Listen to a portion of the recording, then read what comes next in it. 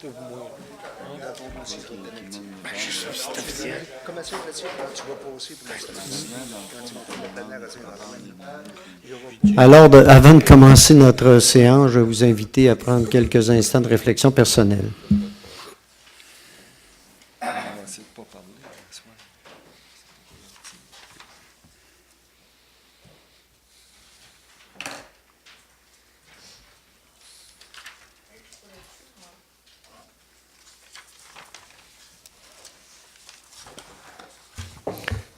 Bonsoir, mesdames, messieurs. Bienvenue à cette séance ordinaire du Conseil de la Ville de Baie-Saint-Paul. Je vais tout de suite demander à M. Émilien Bouchard, greffier à la Ville, de nous faire la lecture de l'avis de convocation et de l'ordre du jour. Avis vous est par les présentes données par le sous-signé greffier de la municipalité qu'une séance ordinaire se tiendra le lundi 12 novembre à compter de 19h à l'endroit désigné, soit au 15 rue Forgette, Baie-Saint-Paul. Les sujets traités seront les suivants, à savoir en ouverture de la séance, en B, adoption de l'ordre du jour, en C, lecture ou dépôt des minutes, au point 1, lecture et dépôt du discours du maire, en 2, adoption des procès-verbaux suivants, A, séance extraordinaire du 10 septembre, suivi en B de la séance ordinaire du 10 septembre, en C, séance extraordinaire 1er octobre et en D, séance ordinaire du 9 octobre.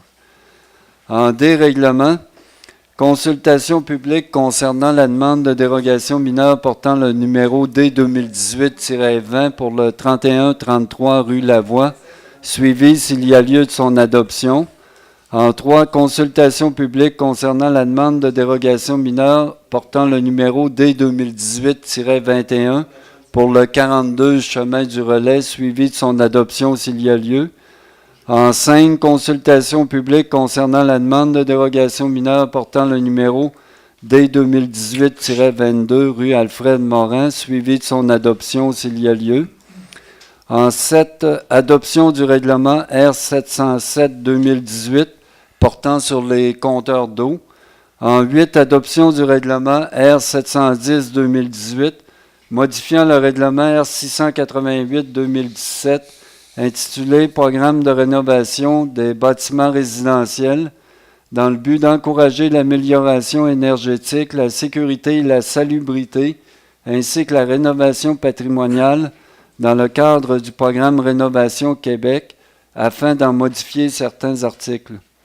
En 9, adoption du règlement R 711-2018 procédant à la fermeture et la déverbalisation de toutes les parties du chemin Montreuil originaire et du lot 948A du cadastre de la paroisse de Baie-Saint-Paul, circonscription foncière de Charlevoix numéro 2, lesquels apparaissent au plan faisant partie du certificat de localisation montrant la propriété de Mme Rita Tremblay, préparé par M. Dave Tremblay, arpenteur géomètre, daté du 18 septembre et portant la minute 7963. En résolution, administration et législation, 1. Renouvellement de la convention collective, entérinement de l'entente de principe et autorisation de signature. En 2, renouvellement des assurances générales de la Ville. En 3, résolution pour autoriser la fermeture des bureaux pour la période des fêtes. En 4, dossier Mme Joanne Labrec, main levée, clause résolutoire. En 5, chemin du Cap-au-Ray, acquisition d'emprise. En 6, rue Saint-Édouard, vente de parcelles, autorisation de signature. A pour le lot 6 268 261. Et en B pour les lots 6 268 259, 260 et 262. 7, projet de réfection du chemin Sainte-Catherine, service professionnel notariat. 8, office municipal d'habitation, budget révisé. 9, projet de la biomasse en subvention, transition énergétique Québec, avenant à l'entente. Et en B, modification à la résolution 1806-222. En 10, club de motoneige, le Sapin d'Or, autorisation de passage. 11, demande à la MRC, mise en place de mécanismes pour les ICI récupération. Sécurité publique, 12. Sécurité civile, demande d'aide financière, A pour le volet 1 et en B pour le volet 2.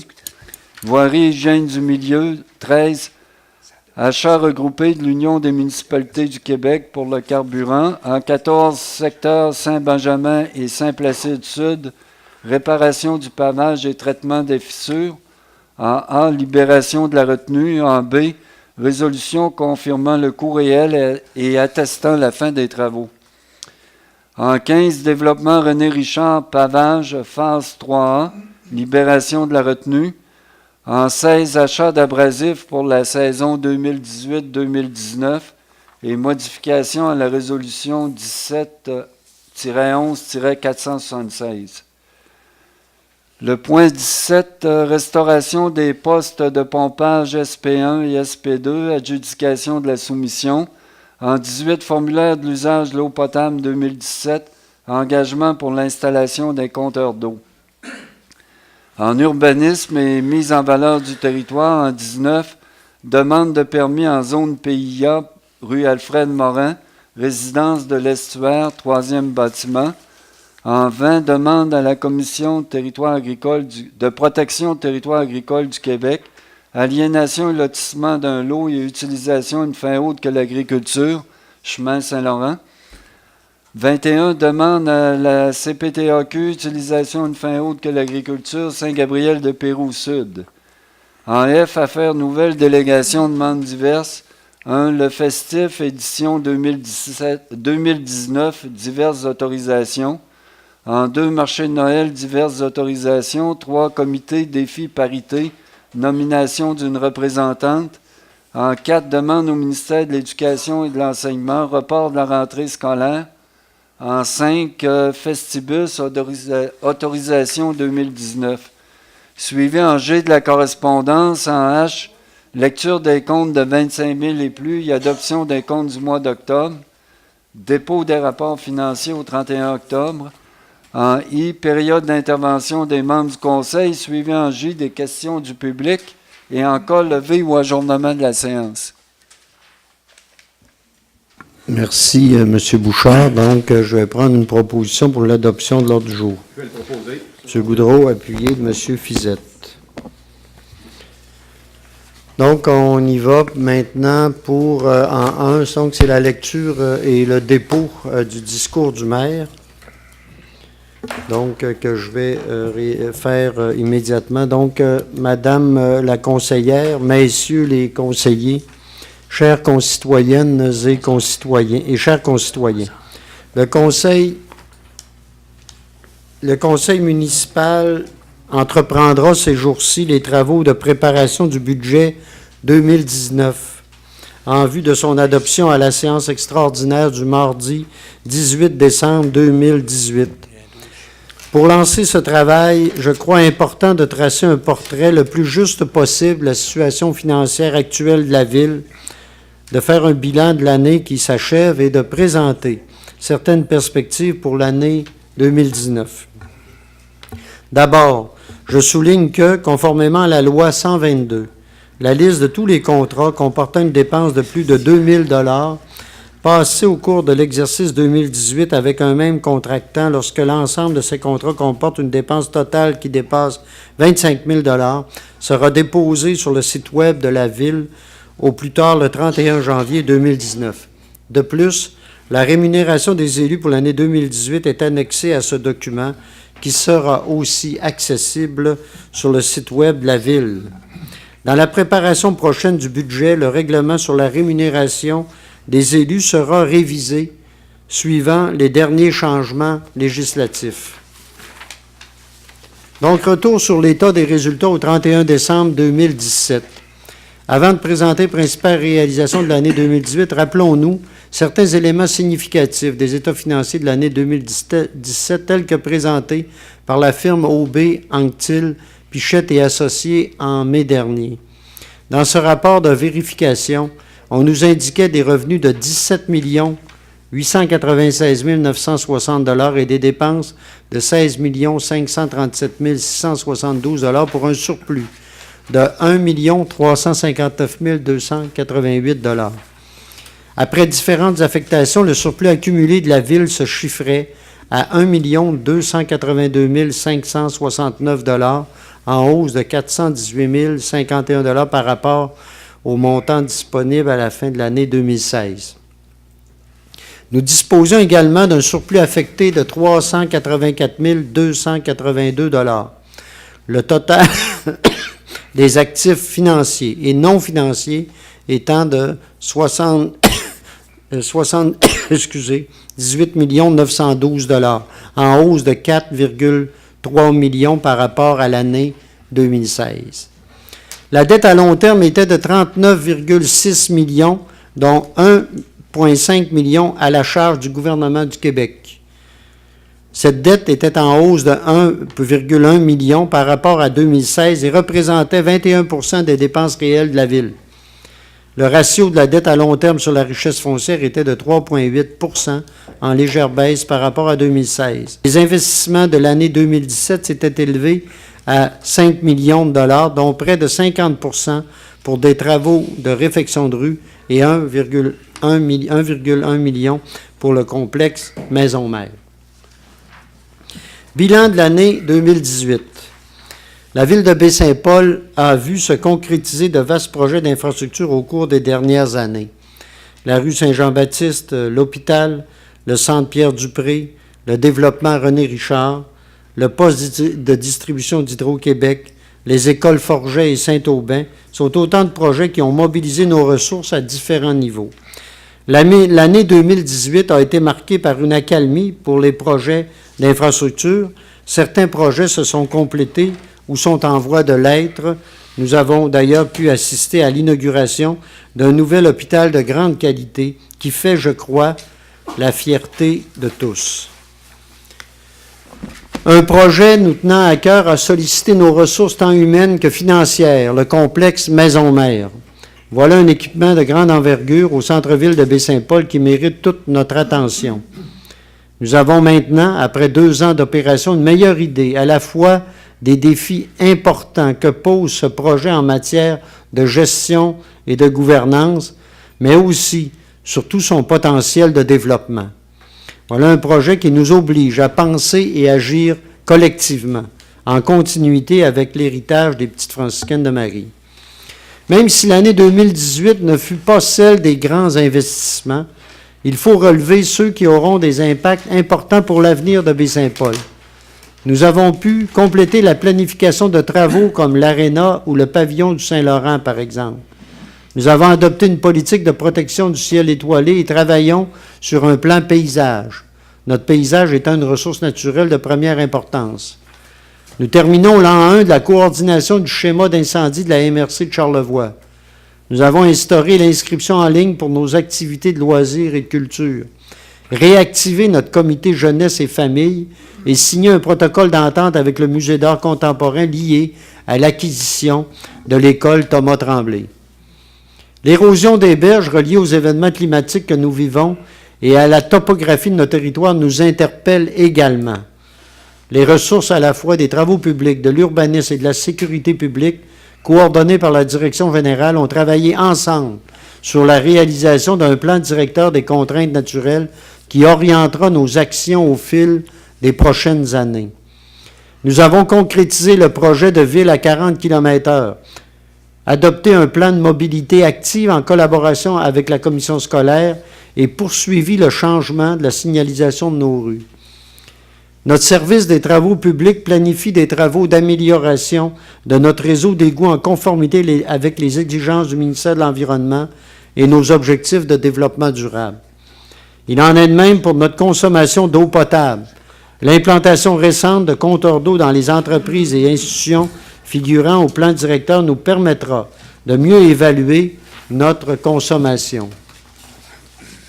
Un geste important a aussi été posé par le conseil municipal par l'embauche d'une commissaire au développement, dont le rôle sera de travailler avec les organisations et entreprises locales et régionales tout en réalisant du démarchage à l'extérieur. Nous avons aussi en 2018 poursuivi la mise à niveau de nos bâtiments, investi dans notre parc informatique et dans nos équipements, tout en identifiant nos entrées de ville. En collaboration avec la MRC de Charlevoix, nous avons pu étendre la collecte des déchets organiques, bac brun, sur une plus grande partie de notre territoire.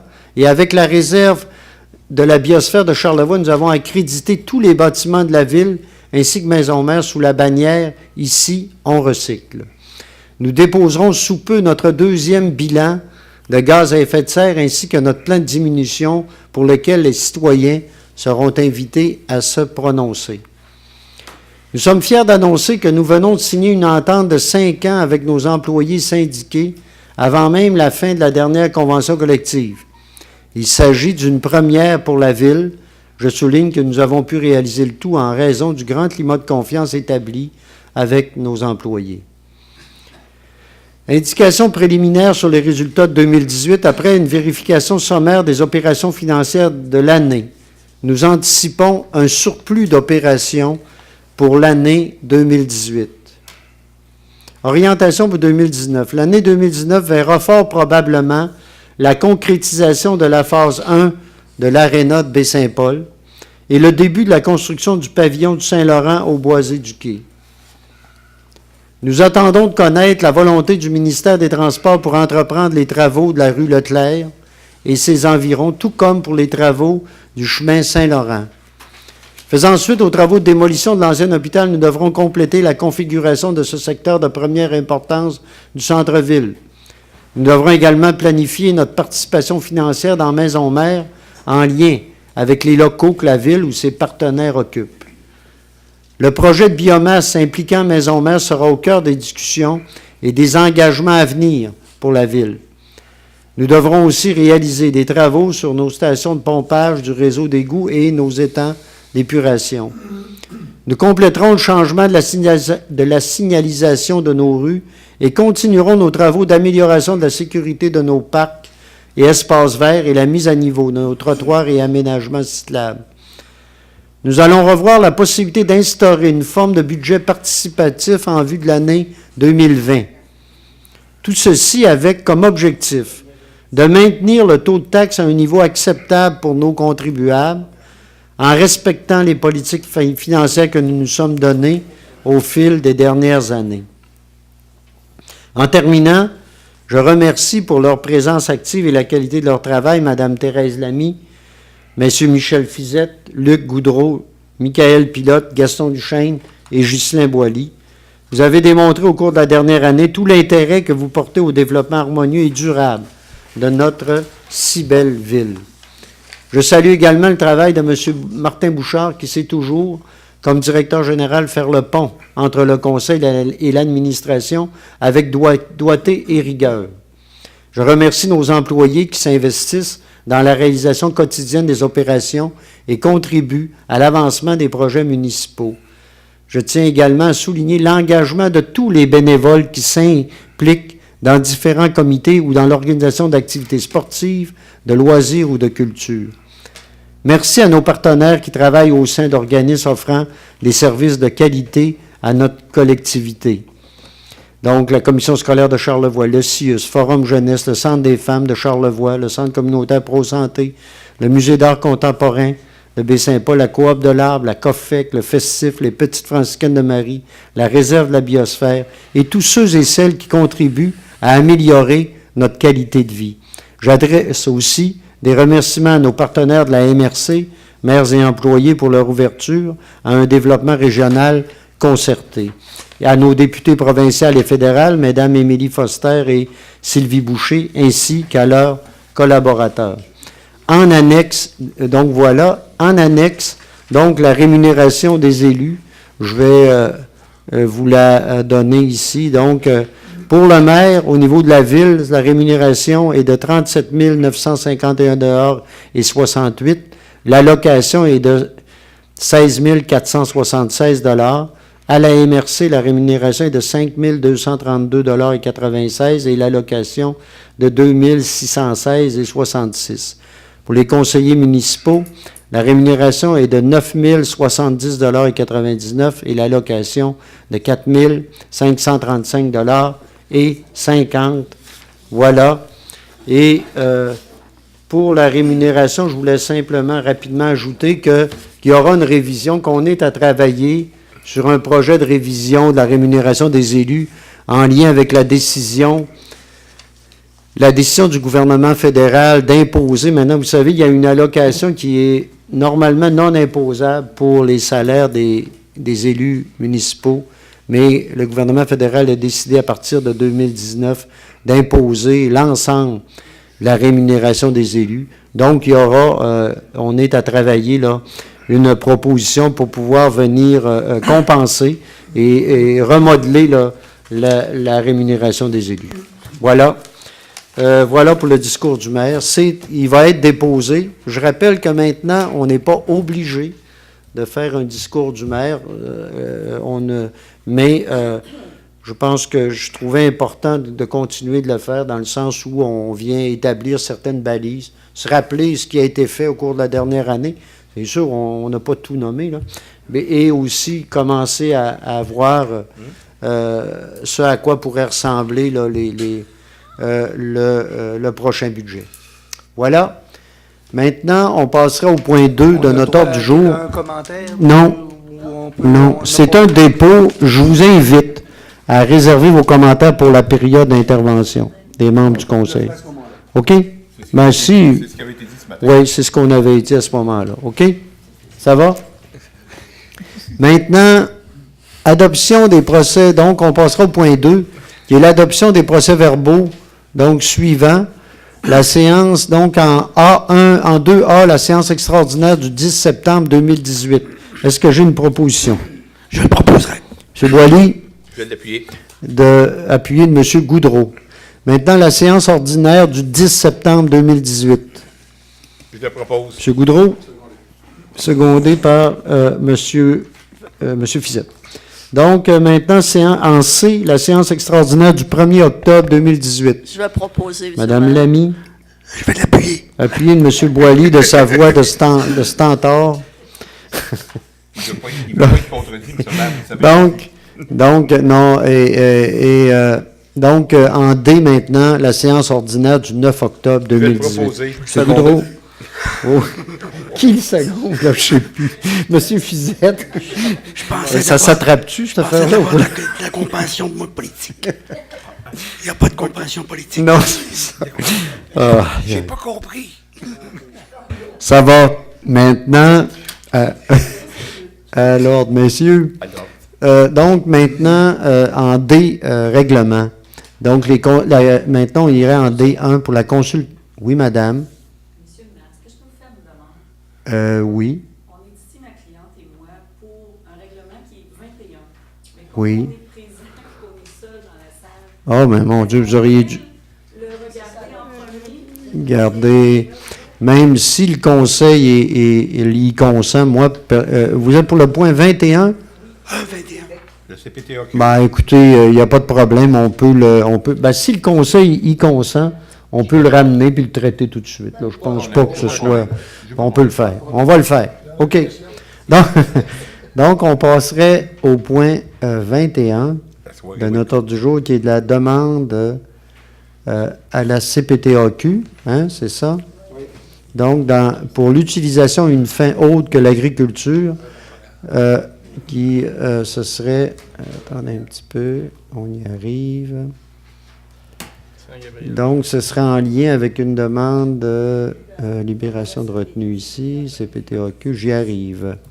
OK, donc voilà, dans le secteur Saint-Gabriel, c'est ça? Donc, ici, c'est une démarche faite, c'est Mme Duchesne, c'est ça? Oui, qui est propriétaire de 2 lots dans la zone agricole, là. Dans la zone agricole, dans le rang Saint-Gabriel de Pérou-Sud. Donc, vous vous adressez à CPTAQ. Dans le cas, il y a 2 volets. Premier volet, une demande d'utilisation à des fins autres que qu'agricole, soit résidentiel accessoire. C'est ça, ou que ça devienne résidentiel. Et la deuxième volet, c'est une modification ou précision à une décision déjà rendue à CPTAQ de façon à permettre un usage résidentiel non restrictif, chalet ou maison. Voilà.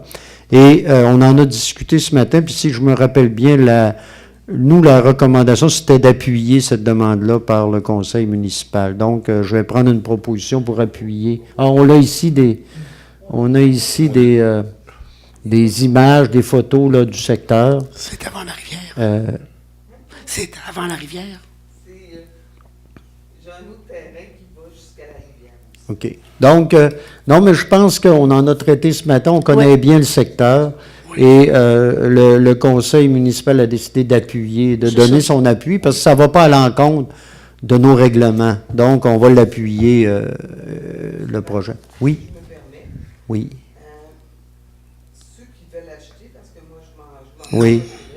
Oui. Je suis toute seule maintenant. Puis, il disait qu'il pourrait, s'il n'y Ah, avait ouais, pas mais- de feu, il pourrait reconstruire. Oui. Donc, de toute façon, personne nous, va- Madame Jean, nous, tout ce qu'on fait là-dedans, c'est appuyer une démarche à la CPTAQ. Là, c'est la CPTAQ qui, elle, aura à trancher cette décision-là. On vous souhaite qu'elle le fasse de façon positive. Mais nous, ce qu'on peut faire ce soir, notre démarche, c'est de vous appuyer, d'appuyer la démarche qui est faite, là. Qui est faite. Donc, c'est J'appuie. proposé, M. Fizette. Et j'appuierai. M. Boily va l'appuyer. Ça va pour tout le monde Oui, là-dessus? ça va. Oh, oui. Bon, voilà. Et voilà, c'est comme ça, madame. Bonne chance. Bonne chance, oui. Bon, ben, bon retour. Il annonce la neige, là. OK, c'est bien. Merci, oui. Donc, maintenant, on reviendrait à notre ordre du jour régulier. Donc, et là, on était au point, la première dérogation mineure, je crois. Ça a vu la voix, c'est ça? Attendez un petit peu. Bon, consultation publique, la dérogation mineure D2018-20. Donc, la nature de la dérogation ici, c'est d'autoriser une marge de recul arrière pour un bâtiment complémentaire, donc un garage de 0,72 mètres alors que le minimum prescrit de 1 mètre, et une marge de recul latérale pour le même bâtiment de 0,8 alors que le minimum est de 1 mètre. C'est une situation existante, donc ici, on vient régulariser une situation, si je comprends bien. C'est souvent le rôle des dérogations mineures. Bâtiment à 30 ans, monsieur. Oui, voilà. Donc, est-ce qu'il y a une proposition? Je veux juste rappeler avant que la recommandation du CCU est favorable à l'acceptation de cette dérogation-là. Il y a peut-être, s'il y en a ici, là, on est en consultation, les personnes qui sont ici en lien avec ça, qui ont des commentaires, questions, je vais être lors de la période de consultation publique et demander une Je proposition vais pour proposer, monsieur le maire. Secondé, monsieur le maire. donc, proposer, Madame Lamy, appuyé de M. Goudreau, d'adopter cette demande de dérogation-là. Maintenant, consultation publique pour la dérogation mineure D2018-21 pour le 42 chemin du Relais. Donc, la nature de la dérogation, c'est en 2 volets également. Autoriser une marge de recul latérale pour le bâtiment principal de 2 mètres, alors que le minimum prescrit de 3. Autoriser une sommation des marges latérales de 7,6 mètres, alors que le minimum prescrit est de 9. Le demandeur veut ajouter des fondations à sa maison mobile en modifiant légèrement l'alignement actuel tout en ayant un souci de respect de l'alignement dominant des maisons avoisinantes. Il va aussi procéder au démantèlement de l'abri d'auto latéral là, qu'on voit là-bas. Ça va être défait là-dessus. Et déplacer le stationnement le long de la ligne de l'eau. Donc, le CCU a analysé la demande et fait une recommandation positive pour l'acceptation des 2 éléments de la dérogation. Est-ce qu'il y en a qui sont ici en lien avec cette demande-là? Il y aurait des commentaires, des questions. Sinon, je vais encore une fois clore la période de consultation et demander une proposition. M. Duchesne, appuyé de M. Pilote. Maintenant, la consultation publique pour la dérogation mineure D2018-22 pour donc la rue Alfred Morin. Il y a 4 volets ici. Donc, on parle ici, vous voyez là le plan, on le sait, c'est dans le secteur des résidences là, de l'estuaire. On parle d'un 3e immeuble fait par la même organisation dans ce secteur-là. Donc, c'est un projet d'un 3e immeuble. Donc, le premier aspect de la dérogation, c'est autoriser l'implantation d'un stationnement projeté à 1,5 mètre de la façade du bâtiment alors que le minimum est de 3. D'autoriser l'implantation d'un stationnement hors rue situé à 0,6 mètres de l'emprise de la rue alors que le minimum prescrit est de 1,5. et d'autoriser en 3 la somme des marges de recul latérales de 4,6 mètres alors que le minimum prescrit est de 8 mètres, et d'autoriser en 4 l'implantation d'une affiche projetée située à 0 mètre, à 0,0 de l'emprise de la rue alors que le minimum est de 2 mètres. Ici, le terrain est quand même assez exigu. Je pense qu'il y a un autre projet dans ce secteur-là et qu'il y a eu une transaction, là, et eux désirent implanter là, cette résidence-là à l'intérieur du terrain qui est là. C'est ce qui fait qu'on a ces demandes de régulation. Donc, on nous dit ici que le terrain est de forme irrégulière. Il y a une bande de protection riveraine, effectivement, il y a comme un ruisseau là, qui passe dans ce secteur-là. Hein. Et donc, et c'est un secteur de densité élevée maintenant. Et on nous dit ici que la cour avant principale possède l'espace suffisant pour déplacer l'implantation. On parle de l'enseigne ici, là, pourrait posséder l'espace suffisant pour déplacer l'implantation de l'enseigne et ainsi respecter les marges de recul.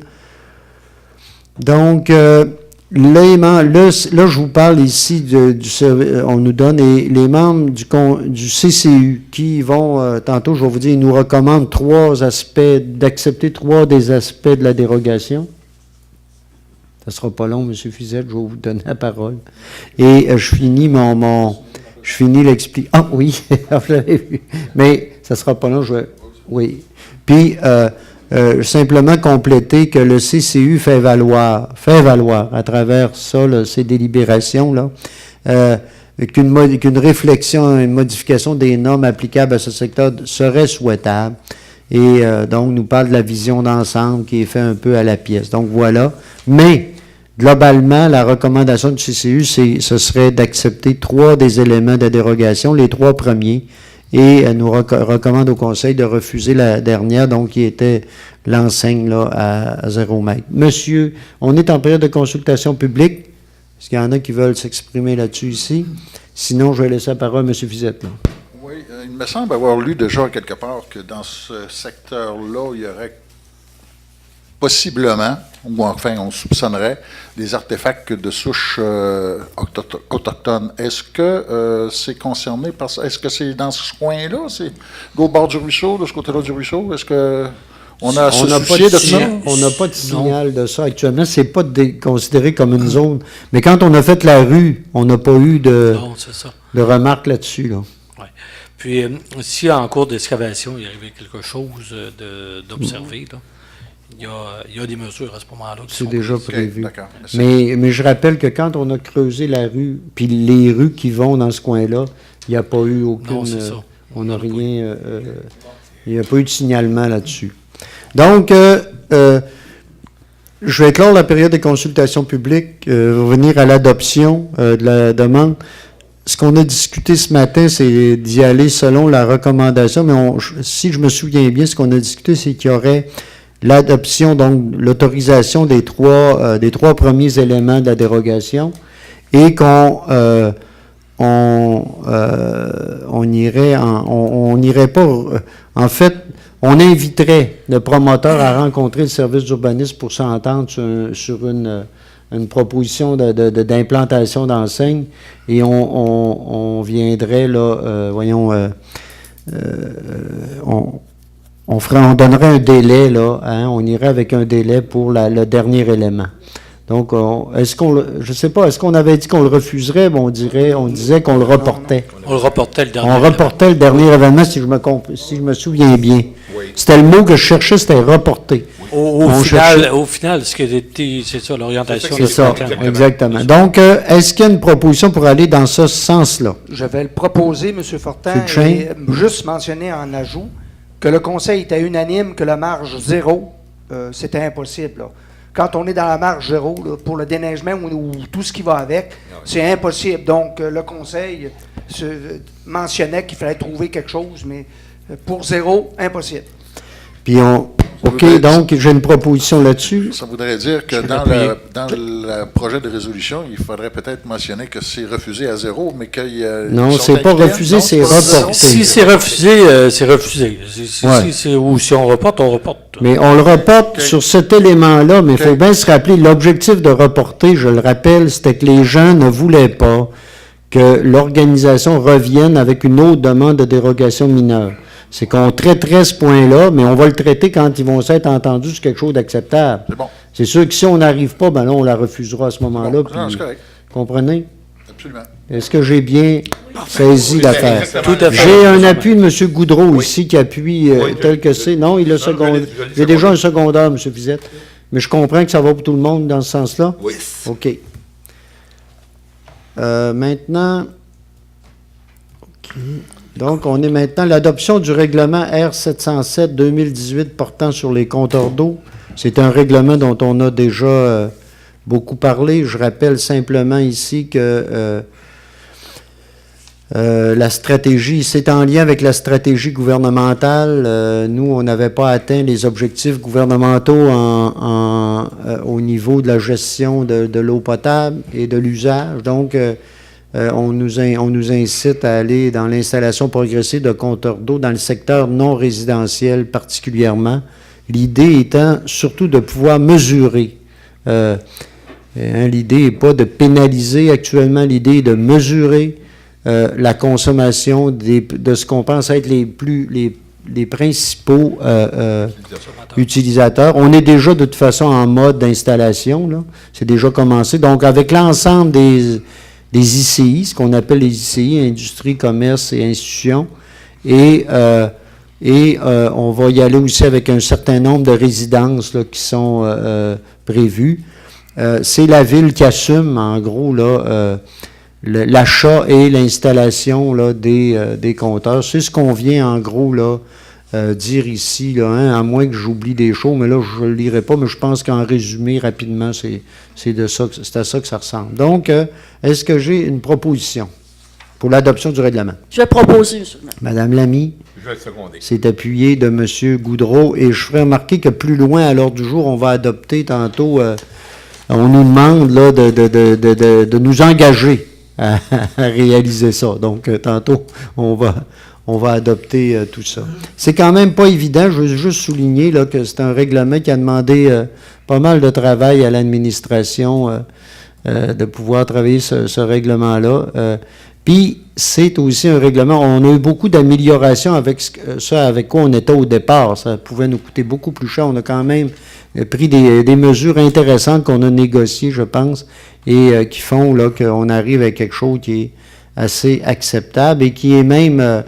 il y a certaines municipalités même qui nous abordent là, pour nous demander, nous parler de notre règlement et de voir comment on l'a réalisé, puis pouvoir s'inspirer du nôtre. Donc, maintenant, adoption...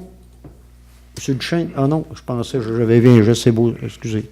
Adoption du règlement R710-2018, donc modifiant le règlement R688-2017, intitulé « Programme de rénovation des bâtiments résidentiels dans le but d'encourager l'amélioration ainsi que la rénovation patrimoniale dans le cadre du programme Rénovation Québec provenant de la Société d'habitation du Québec. » On vient modifier certains articles ici. Oh là là. On parle, en fait, on arrive avec les années hein, 2018-2019. Et c'est surtout qu'on vient, pour 2018-2019, réaffirmer là, notre participation. En fait, c'est 102 000 $, qui va être, dont 51 000 par la Ville et 51 000 par la SHQ.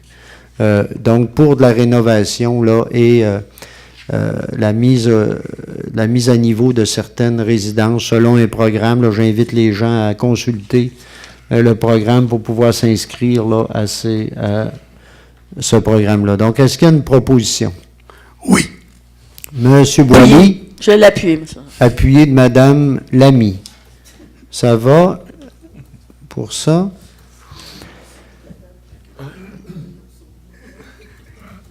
Maintenant, on irait à D9, donc, qui est l'adoption du règlement R711-2018, fermeture qui procède à la fermeture et la déverbalisation de toutes les parties du chemin montré à l'originaire et du lot 948A du cadastre de la paroisse de Baie-Saint-Paul, donc lesquels apparaissent donc au plan faisant partie du certificat de localisation montrant la propriété de Mme Rita Tremblay. Ça, c'est dans le secteur de la rue Sainte-Anne. En fait, c'est un règlement qu'on avait déjà fait une résolution là-dessus.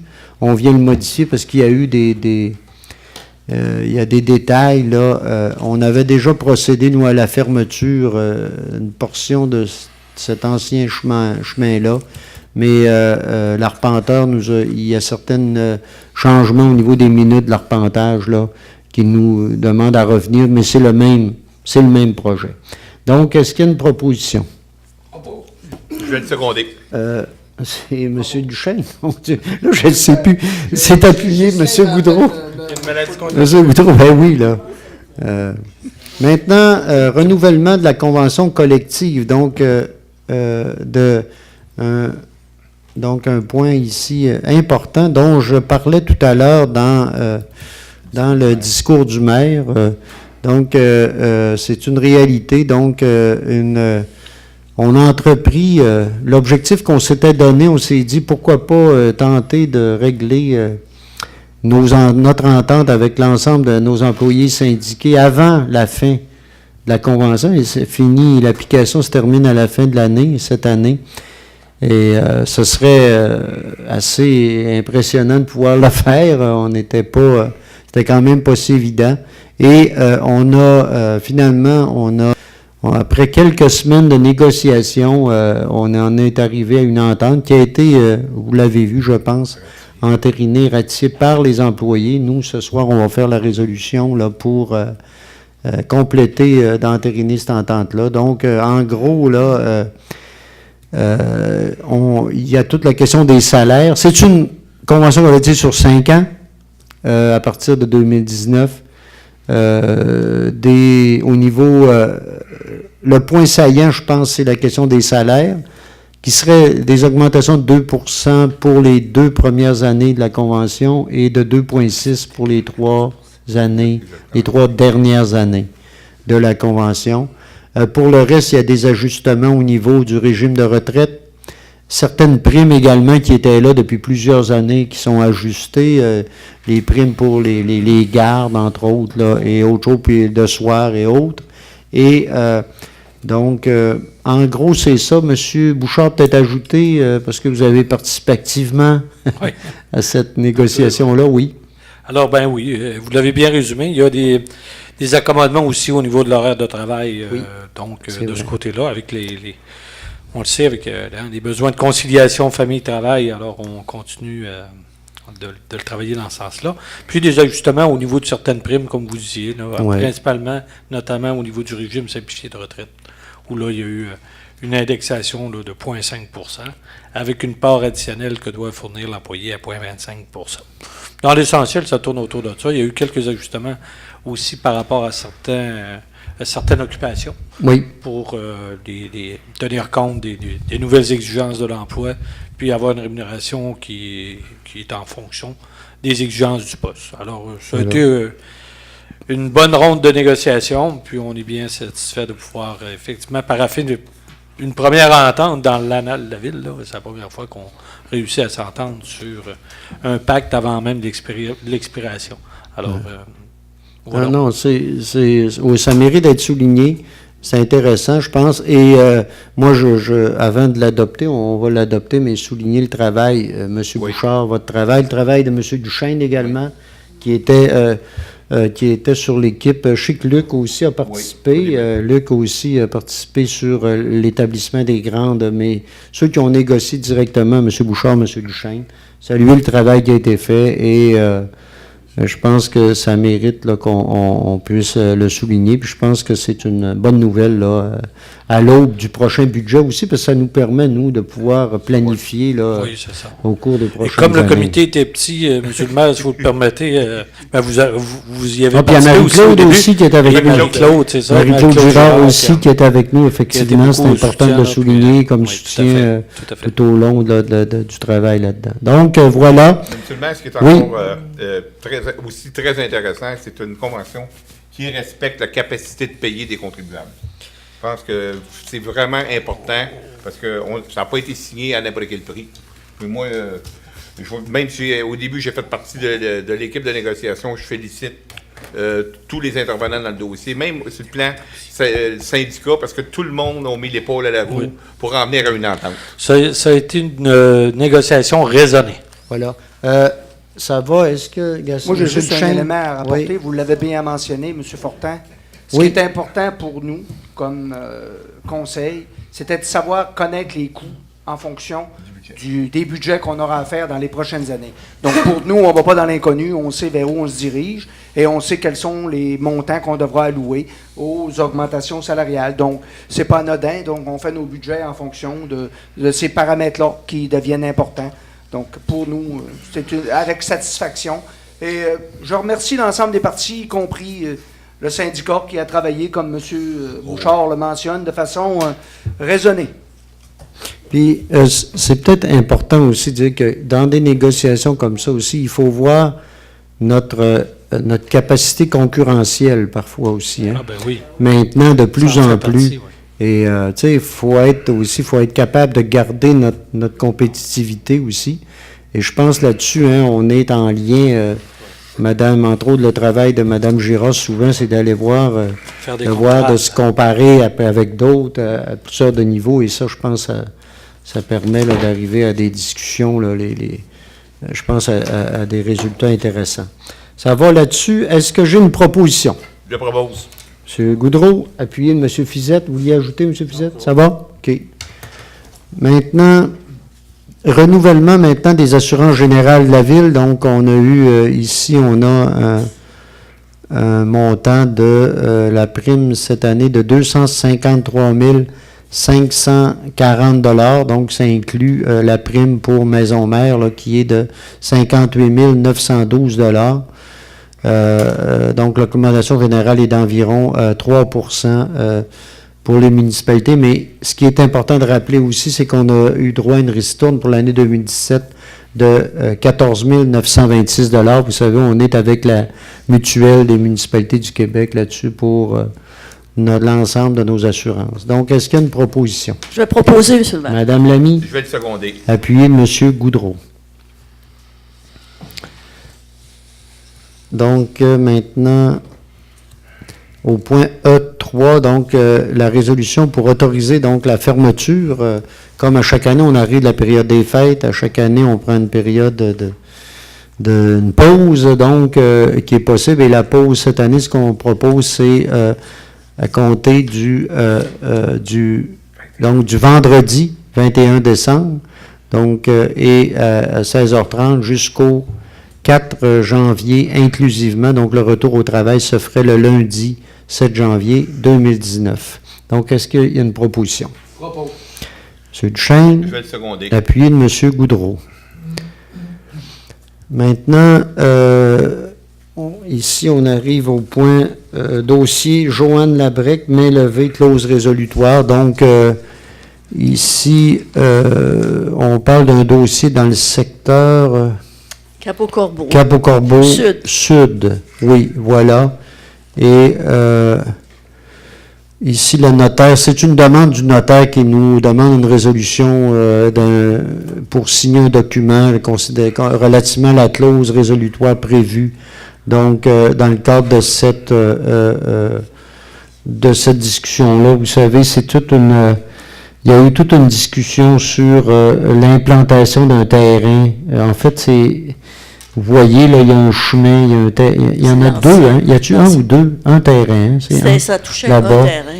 Oui, voilà. Et il y a eu un litige là-dessus, et là, il serait réglé. Ce litige-là est réglé, et on vient, là, avec cette résolution-là, compléter l'ensemble du litige, et on voit, là, maintenant, ce que ça donne, là, comme terrain dans le secteur. Hein? Voilà. Donc, est-ce qu'il y a une proposition? Je vais proposer avec grand plaisir, M. le maire. Finalement. Finalement, oui. oui. Donc, est-ce que c'est secondé, M. Fizette? Ça va pour tout le monde? Maintenant, attendez un peu. Chemin Capouret. Maintenant, le chemin Capouret, donc une acquisition d'emprise. Donc, on a effectué des travaux de réaménagement du chemin Capouret, puis signé une entente donc pour acquérir une parcelle de terrain où se situent des glissières de sécurité puis un ponceau. Donc, ici, c'est pour autoriser la signature là, pour pouvoir faire donc acquisition de cette bande-là. Puis je pense que c'est au montant, on disait 350 pièces. 320 pièces, oui, environ, c'est ça. Voilà. Donc, est-ce qu'il y a une proposition là-dessus? Je vais le proposer. Monsieur Goudreau, tu es appuyé? Oui. Monsieur... Monsieur Boily. M'excuse, Monsieur Boily, là. On compatit quand même avec vous. En tout cas, vous manquez quelque chose. Maintenant, la rue Saint-Édouard, vente de parcelles, autorisation de signature. Oh boy, je pense là-dedans. Monsieur Bouchard, vous avez participé pas mal à la négo de ça. Simplement, on vient, un vieux dossier, ça aussi, hein, on règle un dossier depuis un bon bout de temps, il y a des négociations, des gens qui nous avaient fait valoir que au niveau de la rue Saint-Édouard, donc, il y a des terrains qui nous appartenaient qui sont adjacents à des terrains qui appartiennent à des propriétaires. Et eux, là-bas, pour certains, on faisait l'entretien depuis un bon bout de temps et là, nous demandaient de pouvoir les céder. Alors, la superficie totale représente autour de 275 mètres carrés. Oui. On les cède à un prix qu'on avait déjà établi à l'époque parce que les discussions ont eu cours il y a longtemps, là, oui. avant que ça se solde. Donc, on les vend autour de 13 il me semble, 13,57 du mètre carré. Et ça va être réparti en proportion de chacune des superficies concernées entre les propriétaires intéressés. Alors, en fait, on va faire une transaction regroupée avec 3 propriétaires et une autre isolément. Alors, somme toute, chacun va devenir propriétaire de sa parcelle. De sa parcelle, qui là. va devenir un combiné avec ce qu'il possède déjà. Okay. Donc, est-ce qu'il y a une proposition? Et les frais sont à leur charge. Oui, je vais le proposer. Proposé par M. Pilote. J'appuie. Appuyé M. Duchesne. OK. Maintenant, E7, donc projet chemin Sainte-Catherine. Donc, c'est un mandat qui est donné. Un mandat ici, vous savez, on a réalisé les travaux chemin Sainte-Catherine, mais il faut régulariser toutes les transactions qu'il y a eu avec des parties de terrain là, qui ont été cédées à la ville ou sur lesquelles on a des servitudes. Donc, la ville de Baie-Saint-Paul a effectué un appel d'offres et sur invitation pour les services de notariat. Pour l'acquisition des emprises, il y en a ici, on parle d'une quarantaine, hein, si je comprends bien. Oui, c'est ça. En fait, la ville n'a pas reçu, on est allé 2 fois, puis on n'a pas reçu d'offre. Et la seule proposition reçue est celle, c'est ça, hein, on a eu une? Oui. Finalement, après plusieurs tentatives. Donc, c'est Maître Kim Bernier-Giroux, au montant de 50 000 $ plus les taxes applicables. C'est un montant, je pense, qui va être pris à même le règlement d'emprunt qu'on a fait pour les travaux là-bas. Oui. Ce qui donne avec les taxes, là, on parle d'un montant de 57 000, c'est ça? 487. Donc, est-ce qu'il y a une proposition? Je vais proposer, M. le maire. Mme Lamy s'est appuyée de M. Goudreau. Ah, M. Fizette? Oui, OK, ça va. Maintenant... Ah, Mme Lamy, oui, c'est Mme Lamy, M. Fizette appuie. Oui. Monsieur le maire, Oui. pour les gens, Oui, allez-y. ça met fin au dossier, si on mettait là-dessus, parce que je pense que ça ça complète, clôt toute Oui. l'opération là, du chemin Sainte-Catherine Oui. avec les négociations et tout. C'est Et d'ailleurs, on vient entériner, parce que toutes les négos avaient été Avaient été faites. Là. faites, Il nous c'est reste à faire les... Oui, c'est de les consacrer dans les oui, actes. oui, Hein, oui. c'est- Effectivement, ça, puis ça vient Tout à compléter fait. tout ça. Avec ça, là, ça va. Maintenant, l'OMH, le budget révisé, ici, on parle d'un montant il y a une augmentation de 72 piastres. Donc, le montant serait de 19 075 $. Donc, comme on fait à chaque année, c'est la contribution de la Ville au niveau de l'OMH. Donc, est-ce qu'il y a une proposition? Ils doivent nous le présenter parce que quand il y a une petite variante, aussitôt, on doit l'entériner. Je le propose. Vous le proposez, Je M. l'appuierai. Duchesne, appuyez M. Boilly. Ça va? Dossier biomasse maintenant, donc, ça évolue, le dossier biomasse. Vous savez qu'en lien avec le projet de maisons mères, on parle de conversion au niveau énergétique, là, du mazout, entre autres, et pour passer à la biomasse. Et là, en plus, on a fait une demande également en lien avec la possibilité d'un réseau, un réseau autour de la biomasse. Donc, là, on ferait une résolution ici. C'est Maison Mère qui a présenté le projet, sauf qu'actuellement, toutes les négos se font, tout le travail est fait par les gens de la ville de Baie-Saint-Paul et la plupart des négos sont faits aussi au niveau de la ville. Donc, c'est la proposition, afin de simplifier la gestion administrative d'un éventuel projet, très important de le dire, là. Nous, on a été déjà, on nous a parlé d'une subvention potentielle d'1 051 289 $ dans le cadre de ce projet-là. On est évidemment à continuer de faire l'étude de faisabilité. On regarde aussi à aller chercher d'autres subventions. C'est possible, ça pourrait être possible. C'est ce qu'on est en train de regarder. Et donc, pour simplifier la gestion d'un éventuel projet, donc pour la construction d'une centrale d'énergie puis la création d'un réseau de chaleur humaine, et on nous recommande là que il y a un avenant à l'entente et que la ville devienne le bénéficiaire de la subvention. Puis, rappelons-nous que Maison Mère, c'est une propriété de la ville également. Donc, est-ce qu'il y a une proposition? Je vais proposer, monsieur. Madame Lamy est appuyée de M. Goudreau. Mais, M. le maire, vous Oui, juste allez-y. être bien clair que dans Allez-y. le projet de la biomasse, on Oui. a parlé ce matin en séance d'études que c'est pas... on a encore beaucoup d'informations qui doivent nous être présentées au conseil. Oui. Et puis que ça ne veut pas dire que demain matin, on commence les travaux à Maison-Mère. Non, c'est clair. On continue l'étude. On est encore en phase d'étude. Oui. C'est ça le point que je veux faire. Et puis on continue aussi de travailler avec avoir des partenaires, mais à date, c'est un projet quand même qui demeure intéressant, mais qui devra être présenté au conseil et qui doit continuer là vraiment à être étudié puis à aller plus loin dans tout ce qu'il y a de possibilités là, à ce niveau-là. Donc, on s'entend oui. que la biomasse, autant ça génère beaucoup de positifs, mais ça génère aussi beaucoup de questionnements. Oui. On va vous revenir avec, voilà. Avec Voilà. le fruit des OK. analyses Oui. prochainement. Puis, il est important de voir aussi que ça nous permet de convertir, d'enlever le mazout là. Ça nous permet à moyen terme de réduire la facture énergétique là-bas. Ça pourrait nous permettre d'aller chercher des sous en réduisant l'énergie de d'autres quelques bâtiments de la tonnes, ville.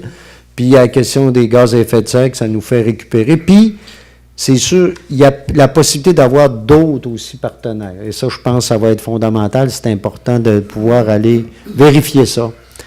Donc, voilà. J'ai eu une proposition là-dessus. Oui. Monsieur Duchesne. Important de mentionner aussi, c'est que pour la biomasse, il y a la vélométrie du bâtiment en question. On nous dit que ça va être d'une grandeur importante. Donc, moi, c'est un questionnement que j'ai. Là, donc, c'est à prendre avec les études, bien sûr, mais ça va être un questionnement qu'on va avoir à prendre en question. Oui, effectivement, M. Duchesne, mais ça fait partie de tout l'ensemble là, de la discussion. Et puis il faut bien voir, il y a deux aspects. Il y a le chauffage à biomasse de maison mère, puis il y a la question d'un réseau potentiel. Le chauffage à biomasse de maison mère, si on allait uniquement là-dedans, là, t'as pas besoin d'un si gros bâtiment. Non, c'est ça. Là, on parle toujours d'un réseau potentiel. Et ça, là, il y a deux aspects là, qu'il faut aussi bien conscient là, d'analyser. OK? C'est le combiné des deux Oui, qui voilà. a un impact sur Voilà. la dimension. Voilà. Monsieur le maire? Madame Lamy, Si oui. vous permettez, j'ai déjà fait ce commentaire-là, mais je vais le refaire pour le bénéfice de ceux qui n'auraient pas entendu. C'est que la biomasse, en plus, aussi, un autre aspect qui peut être intéressant, c'est que ça met à contribution, bien sûr, la forêt, puisqu'on va chercher des résidus de bois. Donc là, ça a un impact économique régional, possiblement, et ça touche aussi, donc, toute la gestion de la forêt, l'utilisation de la forêt dans notre territoire. Et ça, c'est important, donc ça veut dire que ça devient, là, une collaboration à un autre niveau aussi, et c'est intéressant aussi comme développement économique, possiblement, si on peut tout mettre ça ensemble. C'est pas fait demain matin, parce que ça comporte beaucoup de questionnements aussi de ce côté-là. Oui, effectivement. Merci, Madame Lamy. Donc, point suivant, encore en lien avec la biomasse, là, on irait avec une correction dans... Une résolution adoptée. Donc, une résolution qui a déjà été adoptée. On fait simplement ici, là, on vient corriger ça dans le sens où on avait parlé de certains règlements d'emprunt où on prenait l'argent, là. Et là, c'est la même chose, mais en fait, on vient corriger, là... le type de règlement. Donc, il y aurait là, on parle du projet à ce moment-là d'études. Hein? Donc, il y a 37 600 $ qui est pris à même le règlement 678-2017 et il y a 101 760 qui est une subvention du programme dans le projet qui est cité là. Donc, c'est important là, de le souligner. Donc, c'est un des règlements parapluies là, dans lequel on va chercher la participation de la Ville à cette étude-là, tel qui avait été prévu, puis là, on vient le décréter ici en corrigeant. Donc, est-ce qu'il y a une proposition? Je le propose. M. Goudreau, c'est appuyé?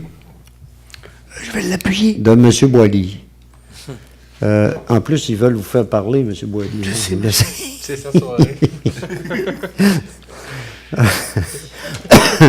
Maintenant, Club de motoneige Sapin d'Or, donc on nous demande ici certaines autorisations pour... la neige est arrivée, donc c'est le temps. Donc, des droits de passage sur le territoire de la municipalité. Donc, deux endroits, chemin Saint-Ours, chemin Sainte-Croix, c'est la même demande que l'an passé. On a une carte, je pense, on l'a ici. C'est cette carte-là qu'on a. Ici, on voit au niveau du chemin comme tel, et également contournement via le chemin Bélanger et le rang Saint-Placide, donc sur environ 150 mètres, c'est la même chose que l'an passé également. Ça, c'est chemin Bélanger, c'est... OK, c'est dans ce coin-là. OK, ouais. Voilà. Donc, Je vais le seconder. il y a une demande aussi, je veux juste souligner, excuse, c'est correct, je vais retenir ça, mais comme l'an passé, la décision du Club Sapin d'Or, afin qu'il autorise le passage des motoneiges et VTT au centre d'achat et du centre d'achat jusque chez Garage Jean-Roch Thibault. Donc, ça, c'est une demande qu'on avait des utilisateurs de VTT qui voulaient pouvoir se servir de la piste de motoneige pour traverser puis aller vers le centre commercial, puis aller vers Jean-Roch Thibault, parce que, et donc, on le demanderait, nous, en même temps, au club de motoneige, pour qu'ils puissent utiliser ce petit secteur-là, là, qui part de Transim parfois, puis ils peuvent traverser en passant sur la piste de motoneige. Donc, est-ce que vous maintenez votre proposition, M. Duchesne? Oui. M. Pilote? Oui, mon appui est toujours valide. Je vais demander le vote, Monsieur le maire. Oui, Mme Lamy. Je vais m'expliquer. Oui, allez-y donc. Oui, allez-y. Depuis 2011. Ça, particulièrement sur le parcours qui touche le chemin Saint-Ours et Sainte-Croix. J'avais déjà appuyé les citoyens qui sont toujours objectés à ce parcours-là des motoneiges qui est sur le chemin public pour une portion, pour des raisons de sécurité, tout ça. Pas parce que je compte les motoneiges, mais parce qu'à cet endroit-là, je pense que ça ne devrait pas avoir lieu d'avoir des motoneiges qui passent sur le chemin public. Alors, je n'ai pas changé d'avis à ce sujet. Pour le reste, comme de toute façon, je suis minoritaire, ça me réconcilie avec ma conscience. Ouais, pour ça. Oh, excusez, mon Dieu, non, mais raide. Merci, Mme Lamy. Donc, ça va pour ça. Donc, j'ai une proposition, une demande de vote. Donc, quels sont ceux qui sont favorables à la demande du Club Sapin d'Or? Quels sont ceux qui sont contre? Donc, c'est adopté majoritairement. Maintenant, demande à la MRC, mise en place un mécanisme pour les ICI au niveau de la récupération. En fait, suite au dépôt du rapport, le rapport de l'agent vert, hein, c'est ça, au niveau de la MRC, nous, suite à ce dépôt-là, le conseil municipal a pu voir, suite à ce rapport-là, qui est dit, où il est dit qu'on a certaines faiblesses au niveau de la collecte sélective, particulièrement au niveau des institutions, des commerces, des industries. Et puis, je sais qu'il y en a qui ont fait valoir, entre autres, le centre hospitalier, où on disait qu'il y aurait des efforts à faire de ce côté-là. Donc, la demande qu'on ferait aujourd'hui, on ferait une résolution pour demander à la MRC de renforcer ces démarches pour inciter, entre autres, les ICI à participer de façon plus active à l'ensemble du processus à la fois au niveau de la collecte sélective, donc de la récupération, et aussi au niveau des matières putrescibles, là, entre autres au niveau des bacs bruns. Donc, c'est dans ce cadre-là qu'on irait le sens de la résolution. Donc, est-ce qu'il y a une proposition là-dessus? Je propose, M. le maire. Madame Lamy. Je vais seconder. C'est appuyé? C'est appuyé par M. Pilote? Ça va? Ça va pour ça? Ça va pour tout le monde? OK. Maintenant, au niveau de la sécurité civile, on aurait deux demandes ici. Dans le cadre du nouveau programme de la sécurité civile, en fait, qui vient demander aux municipalités pas obliger, mais presque, incite fortement les municipalités à se doter d'un plan de sécurité civile qui soit d'un véritable plan à ce niveau-là. Et donc, il y a différents programmes là, qui viennent aider. Nous, Baie-Saint-Paul, déjà, on a quand même du travail de fait. M. Bouchard, vous y avez participé. Je pense que vous pouvez ajouter là-dessus. Oui, bien, c'est ça. En fait, ce programme-là, il est en deux volets. Un premier volet, c'est pour nous aider à bien s'équiper, s'organiser pour justement la mise en œuvre du plan de mesures d'urgence. Et ce faisant, on a identifié un certain nombre de besoins, entre autres, soit l'installation de 2 lignes filaires. Il y a des affiches pour identifier nos lieux d'hébergement, les lieux de rassemblement et tout ça. Et il y a aussi un guide qu'on voulait faire des sur employés, les bonnes pratiques, ouais. pour développer les réflexes chez nos gens pour qu'ils posent les bonnes actions dans le bon temps. Alors ça, on se retrouve avec des engagements pour autour de 6 000 $. Il faut se rappeler qu'il faut mettre un 20 % pour aller toucher le 4 500 $ que nous donne ce volet-là. Et dans le volet 2, en fait, c'est plus pour la mise en œuvre là, de mesures, je vous dirais, des actions de préparation au sinistre. Donc, là-dedans, on a des investissements pour un autre 5 000 $ là, où on parle d'un système d'alerte pour avertir la population lorsqu'il y a du débordement de rivière. On a là-dedans le choix d'un routeur. Là, c'est pas très... Écoutez, c'est des accessoires.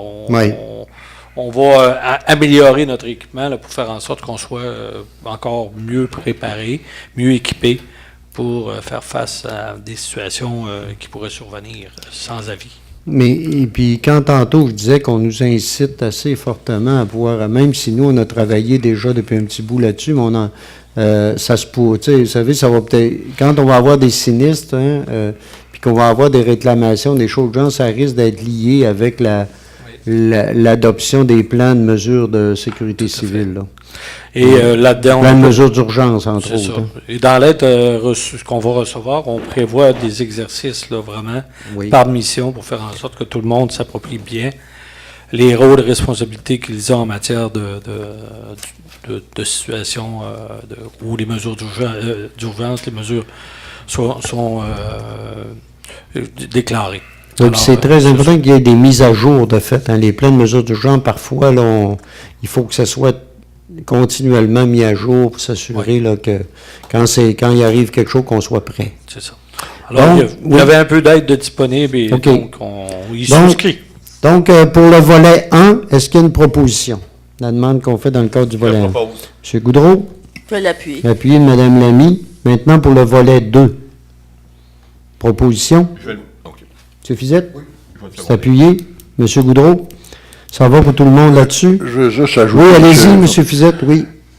C'est une mesure qui est importante parce que c'est pas rendu dans les échelles de pompiers qu'on doit écrire des mesures d'urgence. Fait qu'on s'y prépare, n'est-ce pas? Merci. Oui, monsieur le maire, là-dessus, non seulement pour les échelles de pompiers, mais c'est parce que je faisais remarquer ce matin, puis je trouve que c'est important de le signaler, c'est que là, on parle de la ville, en fait, des employés de la ville qui doivent se préparer, mais pour tous ceux qui nous écoutent, là, les mesures d'urgence, c'est pour vous autres aussi. C'est-à-dire que chacun, chez nous, on devrait avoir une trousse d'urgence.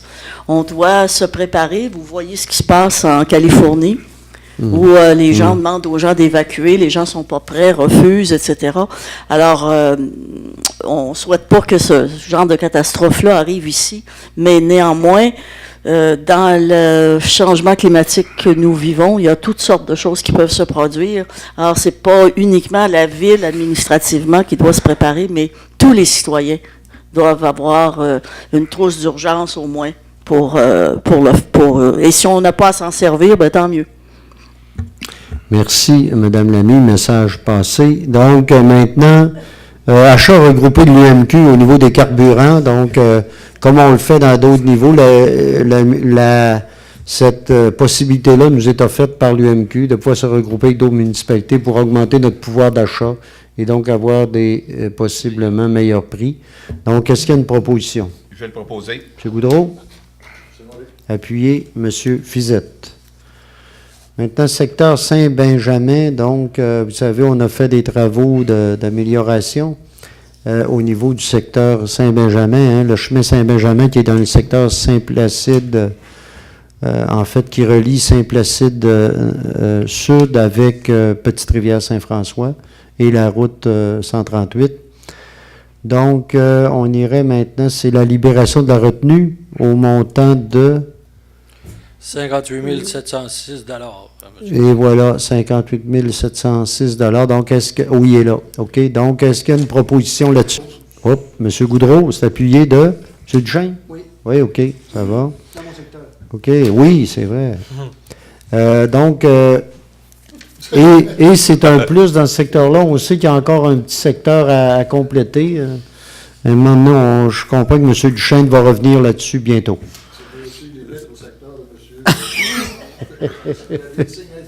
Oui. Maintenant, René Richard, donc libération de la retenue également ici. Hein? J'en ai oublié un, moi, là? Oui, bien, la résolution confirmant le coût réel là, et attestant. Ah oui, attestant la fin des travaux. Excusez-moi, là, oui, je l'ai oublié, celle-là. Donc, est-ce qu'il y a une proposition là-dessus? Je vais le proposer. On comprend que ça, c'est obligatoire de le faire là, pour la reddition de compte. Hein? On était subventionné dans ce dossier-là. Je vais le seconder. Ça a été proposé, M. Boilly, appuyé de M. Goudreau. Maintenant, René Richard, donc, pour la phase 3, libération de la retenue également. Donc, c'est au montant de... 54 439 et 94. Voilà. Exactement. Merci, M. Bouchard. Donc, est-ce qu'il y a une proposition? M. Fizette, appuyé de M. Duchesne. L'achat des abrasifs maintenant, 2018-2019. Donc, je pense, M. Bouchard, on avait un contrat là-dedans, puis là, on vient ajouter. On vient pas ajouter. Exercer notre année d'option. Exercer notre option là, au montant de 58 637,25, c'est ça? Exact. Voilà, donc est-ce qu'il y a Je une... propose. OK, donc il y a une proposition. M. Goudreau, c'est appuyé. Je vais l'appuyer. M. Pilote. J'aurais une petite question. Oui, allez-y, M. Boilly. Par rapport aux abrasifs, est-ce que c'est acheté au niveau collectif également comme le carburant? Non, on va en appel de proposition. OK. Oui. Merci. C'est beaucoup régional, ça. Mais là, ici, d'ailleurs, on est avec des Oui, entreprises local, hors du oui. four, là, Oui, qui c'est fournissent beaucoup ça. local. Que ça. Ouais. Ouais. Ça va là-dessus? C'est beau. Maintenant, restauration des postes de pompage SP1, SP2, adjudication de la soumission. Donc, ça fait déjà un bon bout de temps qu'on en parle, qu'on travaille là-dessus. Et puis c'est fondamental, très important, parce que c'est un lien avec, avec la vétusté de ces stations-là, et également avec le fait que le ministère de l'Environnement est très... suite aux discussions qu'on a avec le ministère, là, c'est devenu impérieux de réaliser ces travaux-là. Donc, M. Bouchard. Bon, en fait, c'est un mandat qu'on attribuerait. Là, on a eu 2 soumissionnaires. Oui. À Turcotte, plutôt, pour une somme de 1 206 830 $ avec les taxes en dessous. Donc voilà, c'est pas pour rien, c'est des gros montants, des montants importants, mais qui viennent régulariser des situations, beaucoup améliorer et même nous aider, parce que si on laissait ça comme ça, ça vient hypothéquer peut-être le développement futur de la ville. Donc on faut y aller. Là, ça serait payé à même un règlement parapluie plus une partie de la taxe d'assises. Hein? C'est ça, oui. C'est ça? Oui. Voilà. Donc, est-ce qu'il y a une proposition? Je vais M. le seconder. Duchesne, appuyé de M. Goudreau. Et on parle de travaux qui pourraient se faire. Excusez-moi, pardon. Non, c'est pas pardon, mais en fait, on avait une échéance avec le ministère de l'Environnement qu'on va devoir négocier OK. le terme, là, mais normalement d'ici le printemps. Moi, c'est ça, je pensais aussi. Là. Je ne voulais pas poser de piège, là, moi, là, mais je pensais probablement autour de ça. OK. Ça va durant l'hiver. Oui. Oui. Mais c'est parce que c'est des travaux assez importants quand travaux même. préparatoires, Oui. OK. Je pourrais vous revenir avec la cédule. C'est beau. Oui, des activités prévues. Donc, maintenant, j'en parlais tout à l'heure, le fameux formulaire de l'usage de l'eau potable. Là, donc, on nous demande ici de faire valoir notre engagement à l'égard de l'installation de nos compteurs d'eau. Voilà, et c'est important. Mais écoutez, c'est ça, hein, OK, j'ai rien dit, c'est correct, c'est important. Donc, est-ce qu'il y a une proposition? Je vais proposer, monsieur le maire. C'est important qu'on... va sauver. Vu que c'est important, moi, le seconder. Aïe. OK. C'est le discours du Ah, maire, boy. Hein? Non, mais c'est bien. C'est l'autonomie des municipalités. C'est comme ça que ça se traduit. OK. Demande de permis maintenant en zone PIA. Donc, on a une demande ici on en a parlé tout à l'heure lors de point sur les dérogations mineures. Vous voyez ici, c'est une belle construction, là, un projet quand même intéressant. Et donc, la construction du 3e bâtiment des résidences de l'estuaire et la demande d'autorisation pour l'installation de l'enseigne. Donc, vous voyez là, on parle ici des couleurs, des matériaux, c'est conforme aux autres bâtiments qui ont été faits. Donc, on parle de quelque chose qui est assez similaire à ce qui avait déjà, qui a été avancé.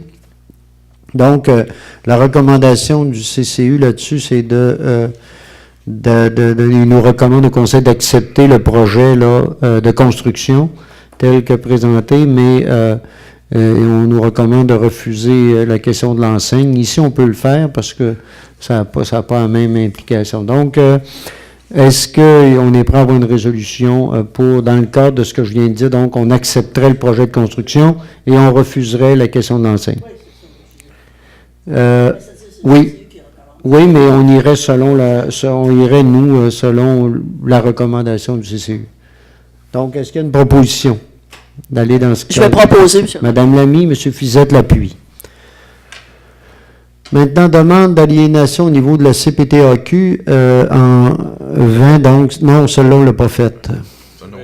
C'est l'autre qu'on a faite. Là, on irait sur celle qui est en lien avec le chemin Saint-Laurent, donc une utilisation d'une fin haute de l'agriculture pour le chemin Saint-Laurent. Donc, ça, ce serait ici pour une résidence future, hein, elle se trouve hors de la zone agricole, mais la demande est pour agrandir la zone résidentielle actuelle sur laquelle un camp style chalet est déjà construit, afin d'avoir un lot uniforme et structuré. Donc voilà. Et donc, ce serait pour donc inclure dans le terrain, ce que je comprends, inclure une partie zone agricole qui viendrait, là, selon les dires qu'on a ici, restructurer le secteur. Donc, puis je pense qu'on n'a pas, nous, on n'a rien à l'encontre de ça, donc il y aurait une proposition d'appui. Est-ce que, je vais proposer. Madame Lamy, c'est appuyé? Monsieur Pilote? Yes. Ça va? Maintenant, l'autre a été fait. Effectivement, on n'aura pas. Donc, pour le festif, maintenant, édition 2019, on a une série de demandes là, qui nous a été faites. Déjà, on prépare l'édition, mais c'est la 10e, on se le rappelle. Il y a des demandes, et donc on irait, nous, pour à peu près l'ensemble des demandes, sauf le spectacle. On nous demandait de faire un spectacle à l'intérieur du Boisé du Quai, et dans ce cadre-là, on dirait, nous, notre proposition, c'est de faire ça dans l'espace gazonné là, qui est entre le Boisé et le stationnement. Là. C'est ça. Et pour le reste, si je me souviens... Ouais, voilà. Où était le cirque? Ouais. Donc, autrement, pour le reste, je pense que c'était pas mal l'ensemble semblait être accepté. Donc, est-ce qu'il y a une proposition? Je le propose. M. Goudreau appuie Mme Lamy. Simplement rappeler qu'on a des demandes financières aussi qui vont être étudiées dans le cadre du travail du budget à ce moment-là. OK? Oui, qui vont commencer cette semaine. Donc, ça va pour ça. Maintenant, pour le marché de Noël, différentes autorisations également.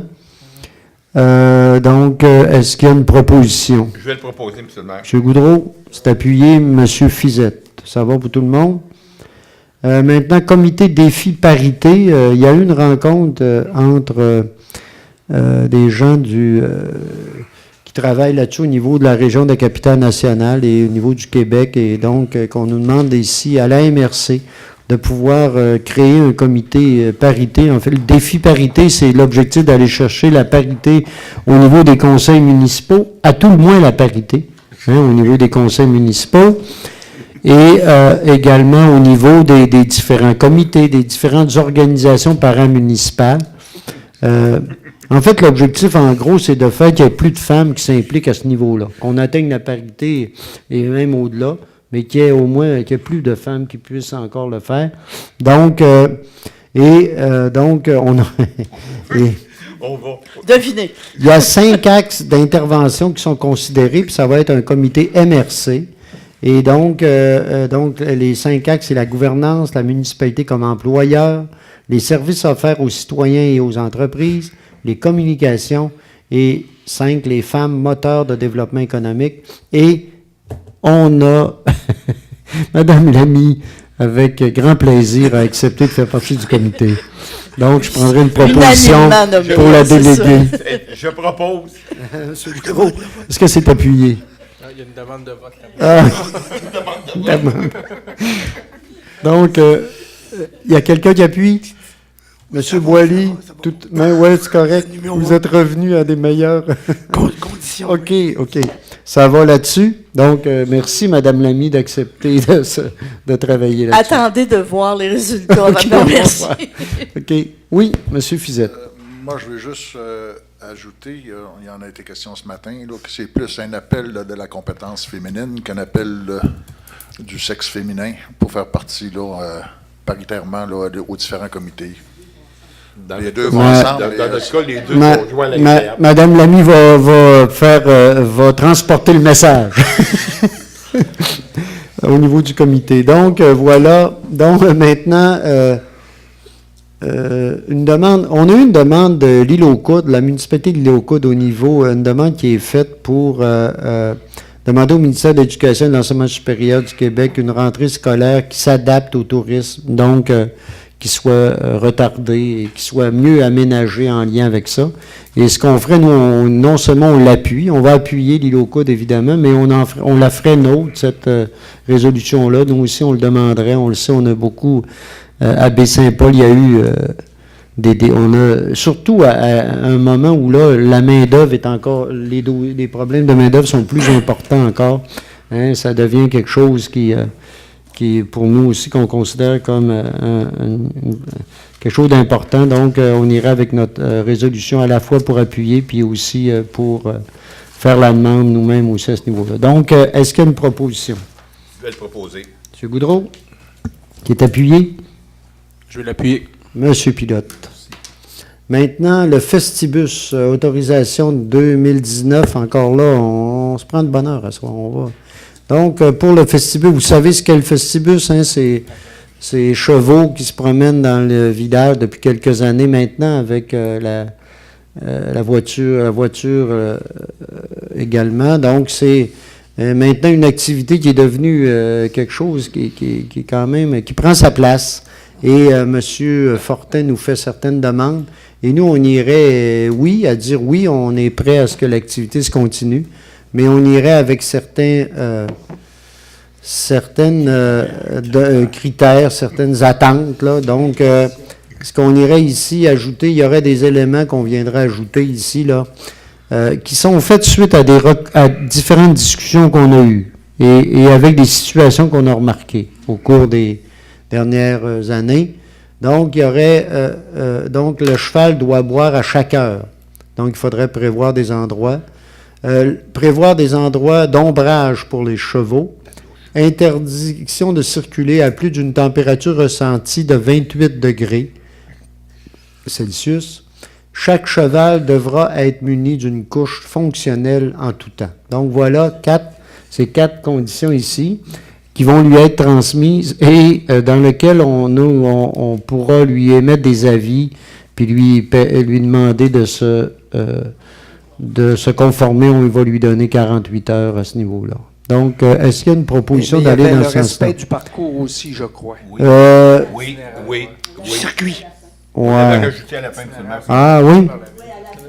Oui, tu as raison, Gaston. Oui, mais... soit approuvé par la ville, de le respecter. Ouais, OK. Donc, on ajoute l'itinéraire, qui nous présente un itinéraire et qu'il respecte. Voilà. Donc, est-ce qu'il y a une proposition là-dessus? M. Duchesne? Je vais l'approuver. Et puis, M. Goudreau. OK. Maintenant, le dépôt de la correspondance, les membres du Conseil, vous en avez eu copie, vous avez pu poser vos questions là-dessus. On irait maintenant sur les chèques, donc la lecture des chèques de... C'est combien? 25 000 et plus. 25 000 et plus, oui, M. le maire. M. Bouchard. Alors, on en a un à lire dans les 25 000 et moins. Au montant de 37 094,87 $. Ça, c'est pour du sel de déglaçage qu'on a acheté de compost minéral. Ce chèque additionné aux 25 000 et moins sont venus totaliser 330 099,13 $ pour le fonds d'administration dans la période visée. On passe au fonds d'investissement. On a là aussi un chèque à communiquer au montant de 32 664,40 $. C'est à Stantec Expert Conseil pour l'ARENA. Donc, c'est de l'expertise conseil. Donc, c'est dans le mandat professionnel. Et ce montant, avec les autres déboursés du FDI de moins de 5 000, ont totalisé 143 657,04 $. Voilà que ça complète la lecture. Merci, M. Bouchard. Donc, est-ce qu'il y a une proposition? Bien, d'abord, est-ce qu'il y a des questions, des commentaires? Sinon, est-ce qu'il y a une proposition d'adoption? Je propose. M. Goudreau?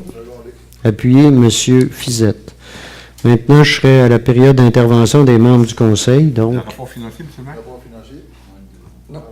c'est un dépôt. C'est un dépôt? Oui. Oui. Il y a le dépôt du rapport financier au 31 octobre, mais on adopte les comptes là, pour le mois. Mais là, c'est le rapport financier. En fait, c'est le rapport, un peu un rapport intérimaire. Là, hein. C'est ça, oui. Puis, l'état des résultats au 31 octobre. Oui, voilà. Qui Il nous est reste- déposé. Oui, il est officiellement déposé au Conseil Il est municipal. public. Oui. C'est beau. Là, oui. Il est public ou Oui. Oh, oui, ben oui, tout est... Oui, dès qu'il est... Non, non. OK, donc, M'assurer. d'autres, maintenant, période d'intervention des membres du conseil, M. Duchesne? Ben, je pensais... excuse. Oui, ça Michael. fait... Oui. Ça Non, fait mais ça, suite, tantôt, il voulait réagir, fait que j'ai dit... ça fait suite, On va lui donner tout de suite. à votre rapport Oui. du maire. Et d'un, je pense qu'il faut en convenir. On parle beaucoup dans votre rapport de l'achat maison-mère. Maison-mère, on en a fait l'acquisition, mais avec beaucoup d'incertitudes et beaucoup d'inconnus. Maintenant, on en sait plus, on en connaît plus. Deux éléments, pour moi, ne se sont pas concrétisés. Donc, la vente des terrains adjacents pour continuité rue Forgette et la vente de l'infirmerie. C'est sûr qu'on n'a pas pu mettre du souffle autour de Maison-Mère pour ces deux éléments-là, mais c'est à poursuivre, par contre. Moi, j'ai un élément important pour Maison-Mère. Puis là, je le dis publiquement, il ne faudra pas que l'acquisition Maison-Mère ait un impact à la hausse sur le compte de taxes. J'en fais ma position personnelle. Les autres en débattront comme ils veulent, mais pour moi, ça devient aujourd'hui une condition, je dirais sine qua non, au développement de Maison-Mère. C'était mon élément par rapport au discours où vous abordiez l'élément sur Maison-Mère dans votre discours du maire. C'est bon. Est-ce que je peux- D'autres commentaires? Oui, M. Goudreau. En lien avec ce que M. Duchesne vient de dire, je pense qu'on est tous les membres du conseil ici, on veut tous tabler sur le prochain budget qu'on va travailler, je pense, à partir de mercredi, pour garder les taxes le plus bas possible et de respecter la capacité de payer, comme il a été écrit dans le discours du maire ce soir. Pas plus tard que demain après-midi, je vais, comme tout le monde le sait, je siège sur le CA de Maison-Mère.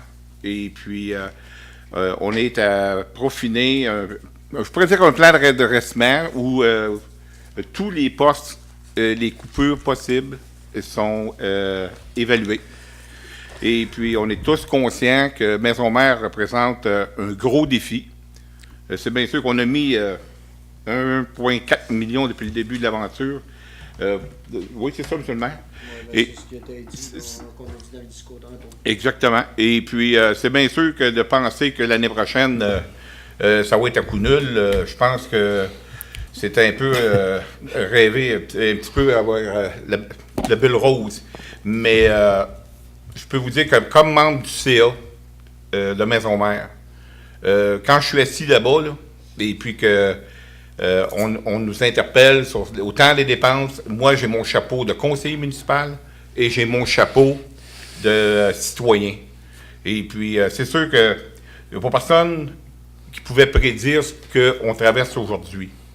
Mais tous les membres du CA, on est conscients qu'on apprend des erreurs. Mais si la vente de l'infirmerie se concrétisait, ça nous donnerait du souffle. Mais je suis sûr qu'à quelque part, on va être capable de trouver un moyen collectivement pour être capable de s'en sortir. Et puis, je pense que on était quand même été chanceux parce que de par notre gestion rigoureuse, on a été capable de le prendre. D'ailleurs, une partie cette année, on s'est tassé de notre cadre financier parce qu'on a pris la portion qu'on devait aller à la dette, on l'a mis au PFM. Fait que malgré les mauvaises nouvelles, on n'a pas endetté la ville d'autant.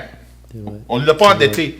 On était capable de bénéficier de ce qu'on a, des fruits de notre bonne gestion. Sauf que ça ne veut pas dire que c'est un trou sans fin non plus. Moi, je suis le premier à dire qu'à quelque part, il faut s'en sortir, puis il faut mettre le couvert sur la marmite. Mais c'est un leg que Baie-Saint-Paul, sans les PFM, serait où? Ça, il faut bien garder ça aussi en mémoire. Facile de dire, bon, ben, on aurait dû mettre des plywood dans les fenêtres. Jamais. Mais je pense qu'on est trois membres du conseil, on a voté pour, à l'époque, pour l'acquisition des PFM. Moi, je vais assumer la décision que j'avais faite à l'époque, mais c'est devenu un défi. Et puis, c'est pour ça qu'à quelque part, je m'implique autant. Je suis sur le CA Et puis, je vais faire tous les efforts. Puis, je vais transmettre toute l'information possible à mes collègues pour qu'on soit capable de prendre des décisions éclairées. Fait que c'est ça que ça veut dire par rapport aux maisons mères. Excusez, juste, parce que là, je ne sais pas si vous voulez parler de maison mère, mais moi, je veux juste revenir un peu. C'est intéressant. Effectivement, il y a bien... Moi, je dis pas qu'on a fait tant d'erreurs que ça dans le cas de maison mère. Moi, je pense qu'il y a des choses qu'on avait prévues qui sont pas nécessairement comme on croyait. Mais comme tel, je pense qu'on est en train de voir... je pense qu'on a là 2 ans d'expérience. Et là, on a une bonne idée de ce que c'est. L'autre affaire aussi, c'est vrai, il faut travailler, mais il y a aussi, il faut absolument avoir d'autres partenaires aussi. Et là, on est aussi là à travailler des choses pour avoir des partenaires importants qui travaillent avec nous. Et je pense que c'est possible de le faire. On commence les efforts là-dedans. Et je pense que c'est faisable à la fois au niveau gouvernemental, à la fois aussi au niveau peut-être de fonds d'investissement ou du privé. Mais c'est clair que... Et d'ailleurs, on a des rencontres au cours des prochaines semaines autour de ça. Et là-dessus, ça aussi, ça va être important parce qu'effectivement, je suis entièrement d'accord que la ville seule ne pourra pas continuer toute seule à pouvoir faire marcher tout ça. Mais je pense qu'on a quand même des beaux projets et c'est un projet de patrimoine tellement important et qui est bien vu d'un peu partout. Et je pense qu'on va réussir à avoir des partenaires intéressants dans ce projet-là.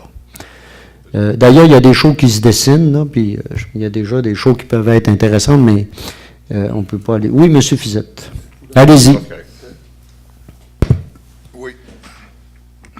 C'est que depuis l'Assemblée ordinaire du 12 octobre dernier, je fus interpellé concernant, évidemment, Maison Mère.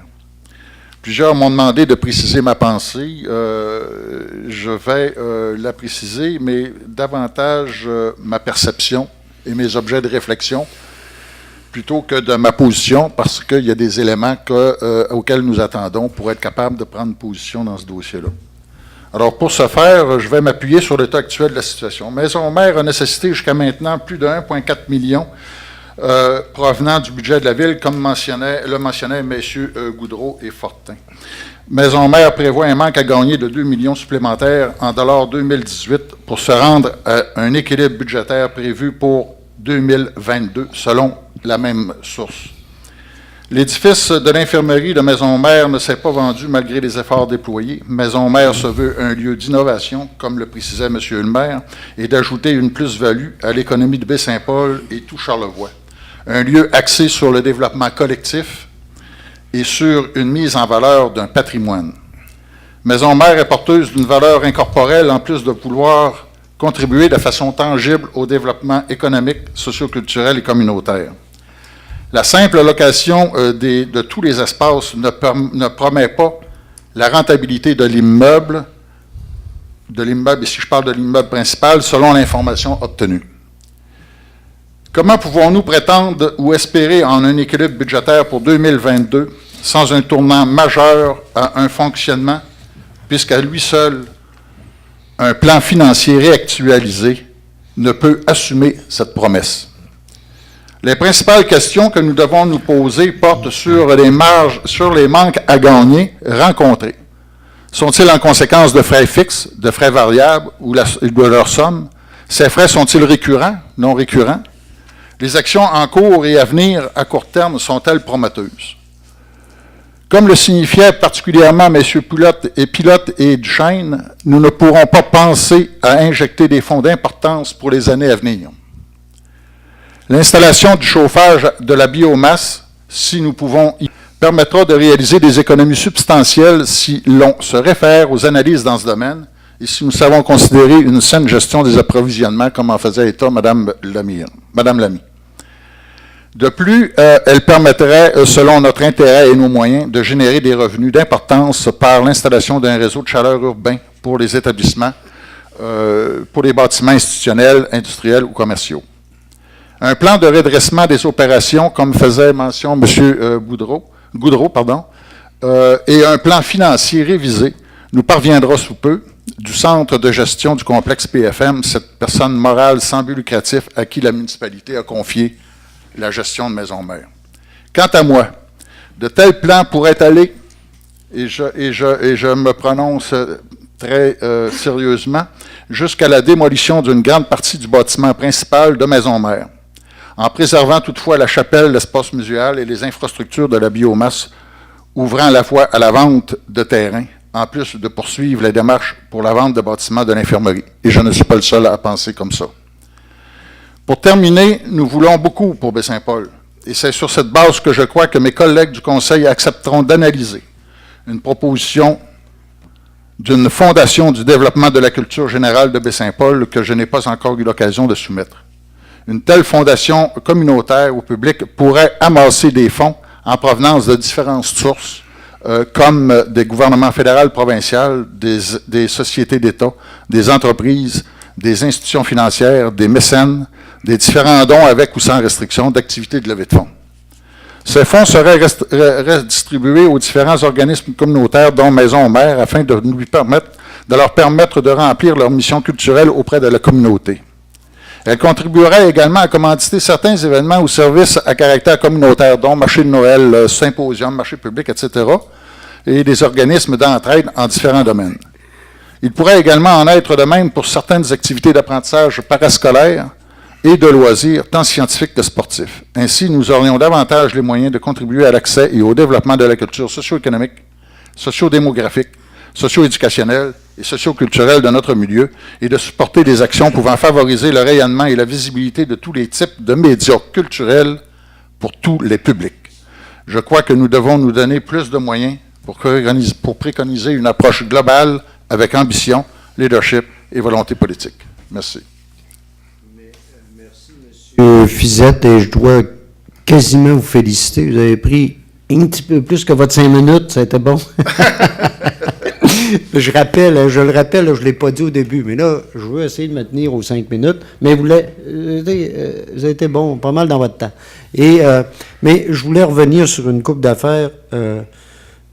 Sur ce que vous venez de dire, M. Fizette, là, il y a des choses sur lesquelles il faudra discuter. Il y a tout que des défis. Là. Mais il y a une affaire, ce que M. Goudreau a dit, puis je partage ce que M. Goudreau a dit tantôt en lien avec ce que M. Duchesne a dit. Oui, effectivement, vous savez, on est à analyser. Hein, à Maison-Mère, on a quand même, nous, des locaux dont on se sert pour nos activités et sur lesquels on a analysé quelle va être notre participation pour ces locaux-là. On est obligé de... Et veut pas, on va devoir voir comment ça se concrétise, ça. Est-ce que ça va vouloir dire aller se répercuter sur les taxes? Ça, on va le voir. Mais veut pas, nous, la Ville, on va devoir planifier là, notre participation en lien avec au moins les espaces. Hein. On est à définir les espaces puis avoir les espaces dont on se sert, nous, pour nos activités. Il faut qu'on soit, je pense, un participant là-dessus. Donc, mais on est à le travailler. Et tout ça est en train de se faire. D'autres commentaires, d'autres interventions? Monsieur Pilote? Donc, un petit mot sur Complexe PFM. Je n'avais pas prévu en parler ce soir, là, mais comme c'est la tendance, on va s'y inscrire. Comme je dis depuis le début, de mon côté, je m'inscris aussi dans ceux qui croient que Maison Mère, c'est un beau projet. J'y crois toujours. Mais comme j'ai toujours dit, il n'y a pas seulement que ce projet-là qui est sur le tableau de bord de la Ville.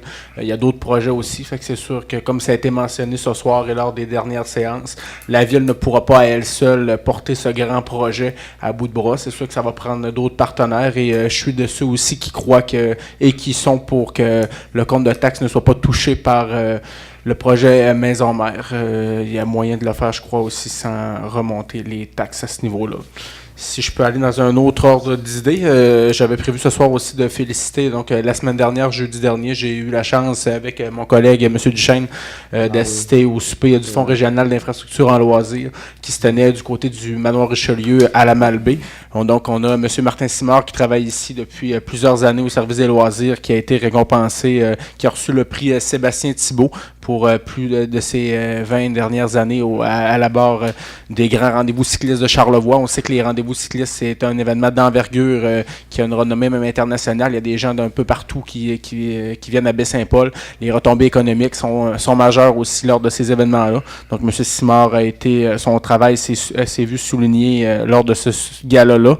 Il y a également Rose Savard-Ferguson, qui est la fille aussi de Marie-Claude Savard-Gagnon, l'ex-patineuse olympique, qui a été récompensée aussi. Donc, une jeune fille... je me souviens plus de son âge, mais une jeune fille qui a une brillante carrière dans le milieu sportif aussi, le patinage artistique, qui suit les brillantes traces de sa mère et qui déjà mène une carrière internationale. Là, elle arrivait, je crois, c'est un voyage en Australie, si je ne me trompe pas. Donc, elle a vu son travail récompensé aussi. Et on ne sait pas, peut-être aussi qu'elle va suivre les traces de sa mère jusqu'à porter une carrière aux Jeux olympiques et représenter le Canada. Donc, on est bien fiers d'elle aussi. Un bon coup de chapeau à cette jeune fille. C'est tout pour moi. Oui, effectivement, ce puis-là, ça mérite vraiment d'être souligné pour ces deux personnes-là. Monsieur Boily. Monsieur Fortin, je plonge. Moi, je veux parler de la haute vitesse Internet. Vous prendrez un peu l'exemple de Dave Kidd dans son article à CIHO. Regardez l'article. Ça veut dire que le dossier suit son cours. Donc, ceux et celles qui m'ont interpellé à ce niveau-là, vous m'avez peut-être mal entendu, mais je vous dis que le dossier suit son cours et j'espère de tout cœur que quand ça va être installé, que ça ne sera pas déjà désuet. Fait que ça veut tout dire. Merci beaucoup. Merci, M. Boily. Je ne sais pas s'ils vont bien t'entendre ce soir. On va faire un résumé. Madame Lamy. C'est pas gentil. Je sympathise. Je sympathise avec notre collègue. Donc, mon propos va être un petit peu dissonant par rapport à ce qu'on a entendu ce soir, dans le sens que j'ai l'impression là, qu'on s'est décerné abondamment des médailles qu'on mérite sur beaucoup des activités de la ville.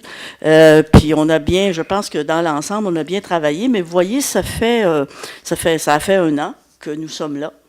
Et puis moi, j'ai réfléchi un petit peu à notre propre bilan de travail. Qu'est-ce que j'en pensais? Puis c'est ça que je voulais vous livrer. Alors, il est peut-être un petit peu moins glorieux que tout ce qu'on a entendu ce soir. Je pense que tous les collègues ici à cette table ont fait le maximum qu'ils pouvaient faire et ils ont bien travaillé. On a tous bien travaillé. Par contre, moi, quand je réfléchis à notre année comme conseil, je pense qu'il y a de la place pour de l'amélioration. Il y a de la place pour de l'amélioration dans la prise de décision et dans l'efficacité de la prise de décision au conseil. Et nous avons vécu cela depuis le début et nous avons tenté d'apporter certaines améliorations.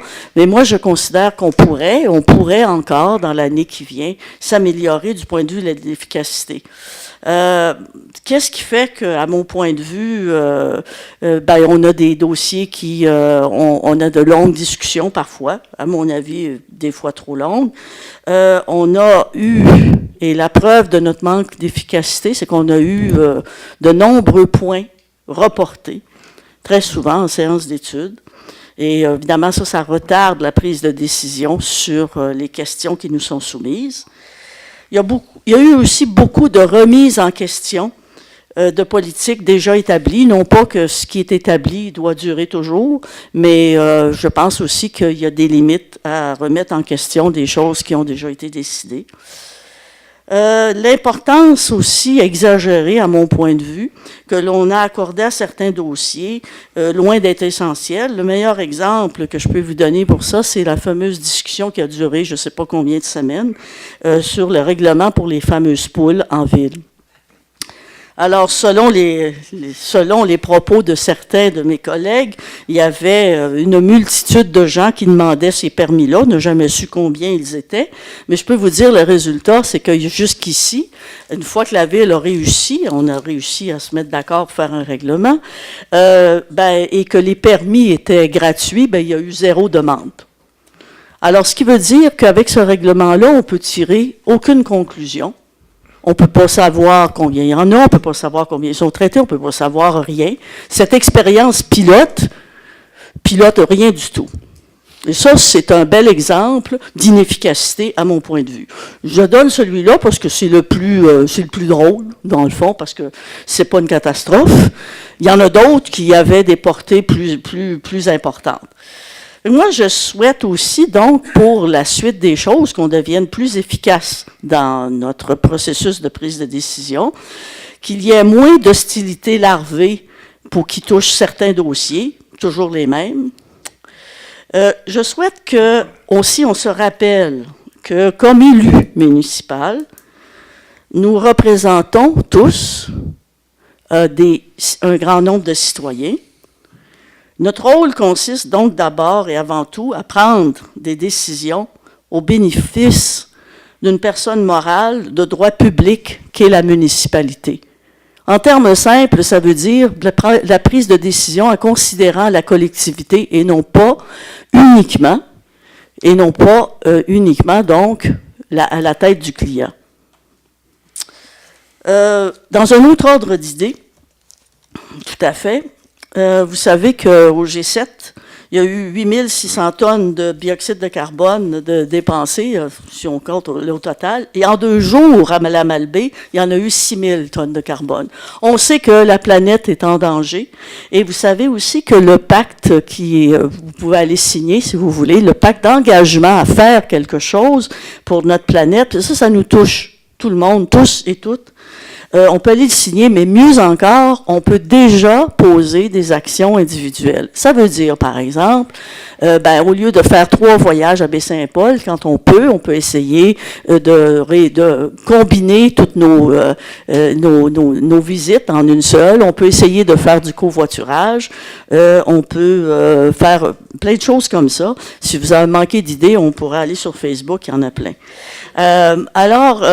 Et je souhaiterais que la ville, elle, comme ville d'Agenda 21, ville de développement durable, prenne un engagement formel à mettre en place pour l'année 2019 un plan d'action qui va réduire les gaz à effet de serre au centre-ville, donc parce qu'on en a un plan d'action de gaz à effet de serre, mais vraiment un plan d'action sur l'utilisation de l'automobile au centre-ville. Alors, ça comprend beaucoup de choses.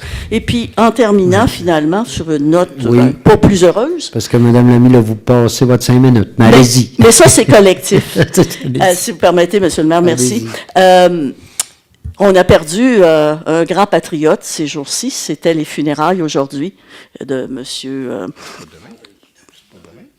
Landry. Alors, oui, il est en chapelle ardente. Alors, je pense que je voulais ici saluer sa mémoire et reconnaître tous les services qu'il a rendus au-delà et au-dessus de tous les partis qu'il a rendus à notre communauté québécoise. Merci, Monsieur le maire. Rien, Mme Lamy. Donc, M. Pilote, vous vouliez quelque chose, il voulait réagir. Bon. Juste une petite réaction à ce bilan-là. Donc, bien évidemment, comme Mme Lamy le dit, l'amélioration, il y a toujours place à améliorer des choses. Cependant, quand on a écouté le discours inaugural du maire tantôt en début de séance, qui avait quelques pages aussi, donc avec l'énumération de projets qu'il y avait, je crois que ça montre quand même qu'il y a des gens qui ont travaillé, que ce soit du côté politique ou du côté de l'administratif. Et l'an passé, il y a eu quand même un changement de gouvernance à la ville. Il y a la moitié du conseil qui est arrivé ici qui était de nouveaux visages. Donc, c'est comme quand il y a un changement sur la colline parlementaire à Québec, quand il y a l'arrivée d'un nouveau gouvernement, il y a des choses qui changent. Il faut se laisser le temps aussi. Il y a des nouvelles idées. Fait que c'est arrivé la même chose du côté de l'hôtel de ville. Je trouve ça important aussi, moi, qu'il y a certaines politiques qui soient remises en question, qu'il y ait des discussions. Je trouve que c'est sain, c'est démocratique également aussi. Moi, si on me demande demain matin de m'arriver ici, puis de dire que oui, tout va bien, que tout passe comme dans le beurre, mais je crois que je vais amener une belle plante verte, puis on va l'arroser, ça va coûter moins cher aussi sur le budget de fin d'année. C'est tout. Merci, ça va. Mais sur la question... là, c'est beau. 2 petites affaires, moi. Moi, peut-être une petite note d'humour, vous riez des poules, mais moi, ça m'a permis d'avoir un coq. Mais en tout cas, c'est correct. C'est correct, j'en dis pas plus. J'en dis pas plus.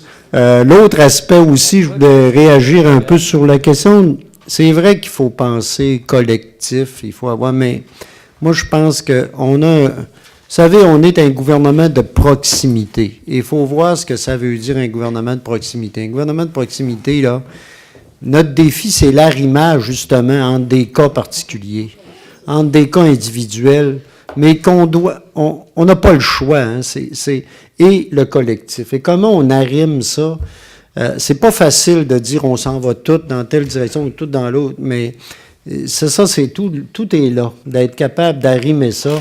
Mais on va continuellement on a un défi tout le temps de pouvoir répondre à ces attentes-là collectives, mais aussi aux objectifs qu'on se donne collectivement, mais aussi aux attentes individuelles. Et dans certains cas, c'est pas toujours aussi simple de pouvoir régler ces choses-là. Donc, je termine là-dessus. Question du public, pas l'oublier, là.